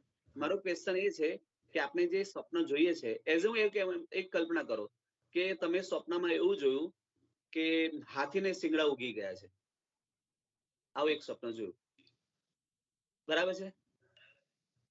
હવે હાથી તમે જોતા હો એ સાચી વાત, શિંગડા પણ તમે જોયા હોય સાચી વાત, હાથીને તમે આફ્રિકાના જંગલમાં જોયા હોય અને ગાય વાળું એટલે ગાય છે કે ભેંસ છે એને તમે ઇન્ડિયામાં જોયું હોય, અને અમેરિકામાં જયારે સુઈ ગયા તમે બંનેને ભેગા કરીને એક સ્વપ્ન જોયું. પણ એ હાથી અને શિંગડું, શિંગડાથી યુક્ત હાથી જગતમાં કોઈ દિવસ ના હોય, પણ શિંગડું અને હાથી જગતમાં છે, બરાબર? ઓકે.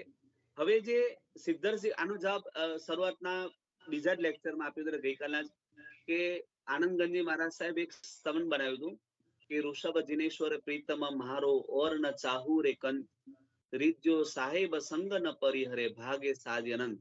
ત્યારે જ આનો એક જવાબ આપ્યો હતો કે ઉપમિતિ ભવ પ્રપંચા રચના જે છે એ પોતાના જીવનની બનેલી ઘટનાઓને અને વિકાસને અને સામાજિક વિકાસને અને શાસ્ત્ર દ્વારા જે જાણેલું એ બધી જ વસ્તુઓનું એપ્લિકેશન કરીને તમારું અને મારું જીવનનું જ પાત્ર લેખન એમને કરેલું છે. આપણે ભૂતકાળની અંદર એટલે અદૃષ્ટ મૂળ પર્યંતનગર એટલે આખું સંસાર છે, અને એની અંદર જે સદગુરુ છે એમાં ઇન્દ્રિયના વિષયો પણ છે. એક પિક્ચરમાં બધા રસ હોય, શૃંગાર રસ હોય, બીભત્સ હોય, ભય હોય, કરુણા હોય, બધા રસો હોય. એમ આ કથા જે છે ને એ સંકીર્ણ કથા છે, બધા રસો યુક્ત છે, અને કલ્પના ચિત્ર હોવા છતાં પણ વાસ્તવિક એવું લાગે જાણે મારી જ સ્ટોરી કહેવાય રહી છે. આત્માનું જયારે ચિંતન મન કરીશું તો આપણી દશા જ હતી જે અત્યારે આપણી થોડીક દશાથી પરિવર્તિત થઈ છે. એટલે કલ્પના ચિત્ર ચોક્કસ, પણ આબેહૂબ તમારું મારું જીવન દેખાડતું હોય એવા પ્રકારનું કલ્પના ચિત્ર છે. અને શાસ્ત્રથી સંમત જ છે. શાસ્ત્રમાં પણ વૈરાગ્ય શતક, ઇન્દ્રિય પરાજય શતક, આ બધા ગ્રંથોમાં આ જ વાત કરી છે. એ આધારો લઈને એમના ગ્રંથની રચના કરી. Okay, thank you. એટલે તમે જે આ લેક્ચર 4 દિવસ આપો છો, એટલે એમાં આખું જે આ ગ્રંથ છે એની આખી સમરી આવી જાય છે કે એનો આ એક પાર્ટ છે? સમુદ્રનો એક બિંદુ આવશે સાહેબ. ઓકે. આ જો ગ્રંથ છે ને આ પહેલો ભાગ છે. ઓકે. અને એમાંથી કેટલું કટ ઓફ કરીને તમારી આગળ મૂકું છું, કારણ કે બધું કહી શકાય નહીં અને સમય એટલો નથી. પણ એક રસાસ્વાદ મળે આગળ જતા. આપણે નેક્સ્ટ સેશનની અંદર બીજી વાર જયારે થાય ત્યારે બીજો પાઠ ચાલે. એ 8 રસ્તાઓ છે, પણ એ જેમ આગળ જશો ને એ દરિયા કરતા પણ ઊંડો ગ્રંથ છે, કારણ કે પાત્રો એટલા બધા ઠાસી ભરેલા છે કે તમે એને યાદ રાખો એક રાજાના 500 છોકરા હોય તો નામ રાખવા પડે ને યાદ, એના જેવું છે આ.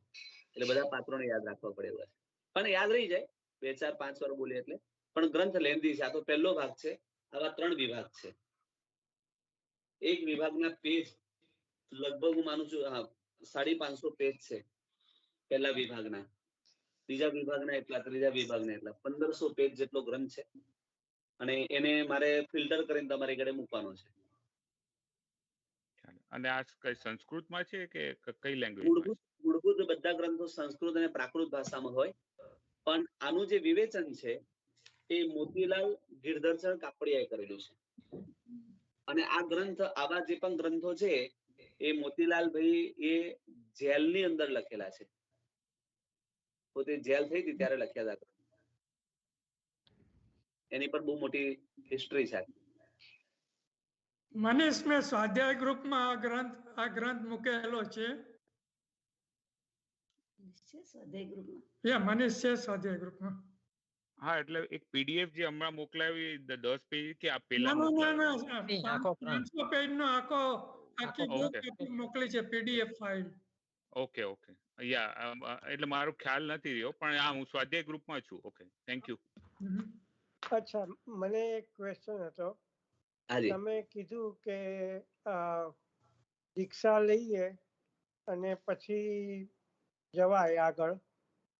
જો દીક્ષા ન લીધી હોય અને તમને જડતા હોય તમારા ઉપર, તો ક્યાં સુધી પહોંચાય?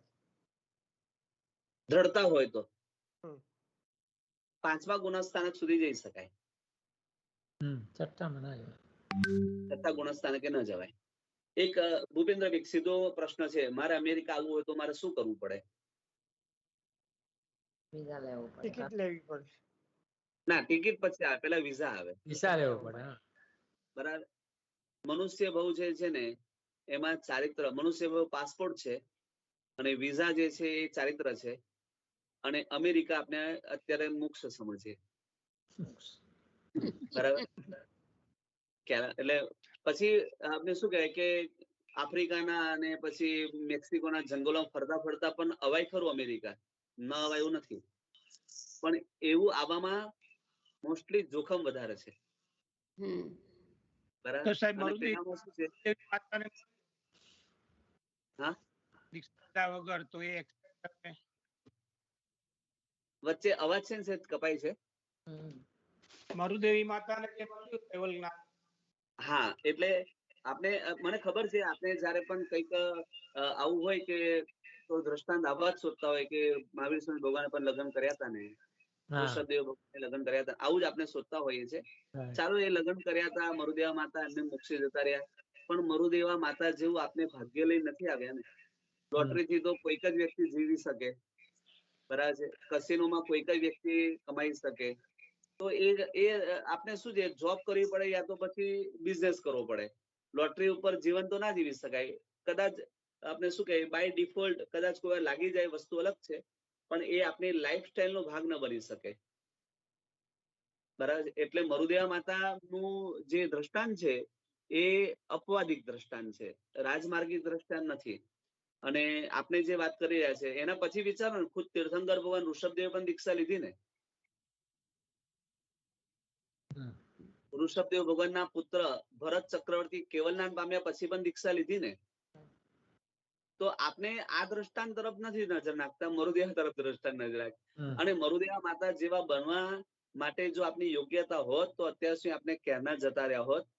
પણ એ ક્રમભાવી જીવ છે, એટલે આપણે ક્રમભાવી જીવ છે, અક્રમવાદી છે, એ સીધા ઉડીને પહોંચી ગયા. આપણે ધીરે ધીરે પહોંચવાનું છે. એટલે આપની ગતિ જે છે એ પ્રમાણે બરાબર છે. પણ 5મા ગુણ સ્થાનક ઉપર આવતા ઘણો ટાઈમ લાગી જાય ને. હું તો કેતુલભાઈ એક વાત કરું તમને, કદાચ તમને એમ થશે કે પંડિતજી આ શું વાત કરે છે. આ ભાવની અંદર પહેલું ગુણસ્થાનક આવે ને, પહેલું ગુણસ્થાનક, તો પણ દેરાસર ની અંદર ચામર લઈ નાચવા જેવું છે. આપણે 5માની વાત કરીએ છીએ અને આપણી જે પેલું કહેવાય ને કે ભાઈ દર્પણમાં આપણું મુખ આપણે જોઈએ તો આપણે કેટલું સુંદર છે આપણને ખબર હોય, એમ આત્માને જોઈએ તો આપણે કેવા છે ખબર હોય. આપણે ચોથા ને પાંચમાની વાત બહુ ઊંચી થઈ જાય. આપણે તો એમ કે પહેલું ગુણસ્થાનક આવે ને જેને સુકુશલમ ચિત્તન તન નમસ્કાર એવચ પ્રણામાદિ સંશુદ્ધમ, એ જે બીજું બતાવે પહેલા ગુણસ્થાનક ની અંદર યોગ દ્રષ્ટિ સમુચ્ચય ની અંદર, આમ થાય કે શું વાત છે, આ ગુણસ્થાનક આવે તોય મારો બેડો પાર થઈ જાય. એટલું સરસ મજાનું પહેલું ગુણસ્થાનક છે, એટલું સુંદર છે. બરાબર. એટલે નો ડાઉટ આપણે પાંચમા સુધી પહોંચી શકીએ, દીક્ષા લઈ તો છઠ્ઠે પણ પહોંચી શકીએ. પ્રયત્ન કરતા રહેવું પડે, કેમ પહેલાથી સંતોષ માનવા જેવું નથી. આપણે ચોથે આવીએ, ચોથે થી પાંચમે આવીએ, એ પ્રયત્ન આપનો કે દેશ વિરોધી ઘર આપણે થઈએ, પાપથી નિવૃત્ત થઈએ. આનંદ કામદેવ જેવા શ્રાવકો પણ એ દીક્ષા નતા લઈ શક્યા, પણ શ્રાવક જીવન તો ઉત્તમ જીવી શક્યા હતા. તેથળસા, ઝઘડસા, ઝઘડુસા, વસ્તુપાળજી, તેથપાળજી, કુમારપા મહારાજા, સૈનિક મહારાજા, કૃષ્ણ મહારાજા દીક્ષા નતા લઈ શક્યા, પણ એમને સમ્યક્તાનું જીવન અને દેશ વિરોધીનું જીવન બહુ ઉત્તમ જીવ્યા હતા. એ રીતે આપણે જીવન જીવી શકીએ છીએ. Thank you. સમીરભાઈ, હા એક ક્વેશ્ચન હતો. એટલે આ જે ગ્રંથમાં, એટલે એનું જે એન્ડિંગ હશે રાઈટ ગ્રંથમાં, એટલે એના એન્ડિંગમાં બેઝિકલી એટલે મને ખ્યાલ આવી ગયો કે આમાં આપણે આપણી તરફ જોવાનું છે અને આપણા જીવનમાં શું કરે. એટલે આનું એન્ડિંગમાં એ લોકો કેવું, એટલે આ જ બધું આવી રીતના કઈ કઈને તમારું જીવન ઢંઢોળવાનું છે એક્ઝામ્પલ લઈને, એટલે કે ઘણી બધી દુનિયા છે આની અંદર. એવું નથી હોતું કે ખાલી એક જ વસ્તુ છે. હવે તો આત્માનું પ્રોગ્રેસ થઈ ગયો. હવે શું થશે, આખી અલગ ઘટનાઓ આવશે. હવે મનુષ્ય ગતિ નગર શું છે, એમાં કેવા કેવા આપણે શું કહેવાય પરાઓ છે, એમાં કઈ કઈ વસ્તુઓ છે, એનું બીજા ચેપ્ટરમાં આવશે. કાલે ખાલી એની રૂપરેખા દેખાશે આપણને કે એ ભવ્ય પુરુષની ઉત્પત્તિ થશે, વૈશ્વાનર જે છે એની ઉત્પત્તિ થશે, કેટલા બધા ફેક્ટરો અલગ અલગ આવશે. એટલે એક આખી આપણે તમે વિચારો કે આખું વર્લ્ડ છે આની અંદર. આટલા નાના મસ્તા ગ્રંથની અંદર જીવ નિગોદથી માંડી મોક્ષે જાય, એમાં બધી ઘટનાઓ આવે, એ બધી ઘટનાઓ અંદર આવી જશે. ખાલી એમાં આત્માને ઢંઢોળવાની એટલી વાત નથી, પણ પગથિયા ઘણા બધા છે. આ તો પહેલું પગથિયા જાગવાનું હતું, હવે જાગી ગયા તો ચાલવાનું કઈ રીતે છે હવે આગળ બતાવતા રહેશે. Thank you. એટલે અત્યારે એની સમરી કરીશ, આપણે કાલે છેલ્લે સમરી એની કરી દઈશું કે છેલ્લે આ ગ્રંથની અંદર શું નિષ્કર્ષ આપવા માંગે છે, છેલ્લે એ તો બતાવી દઈશું કાલે. Thank you. બોલો બીજું કઈ પ્રશ્ન? ચાલો. નમો અરિહંતાણમ, નમો સિદ્ધાનમ, નમો આયર્યાણમ, નમો વજ્ઞાનમ, નમો ઋષભસાવનમ, એસો પંચમુક્તારો સર્વપાવત્પનાસન મંગલાનંદ સર્વેસ્મિ પરમમ વૈ મંગલમ. બધા સાદામાં રહેજો. જય જિનેન્દ્ર. બધાને પ્રણામ. જય જય.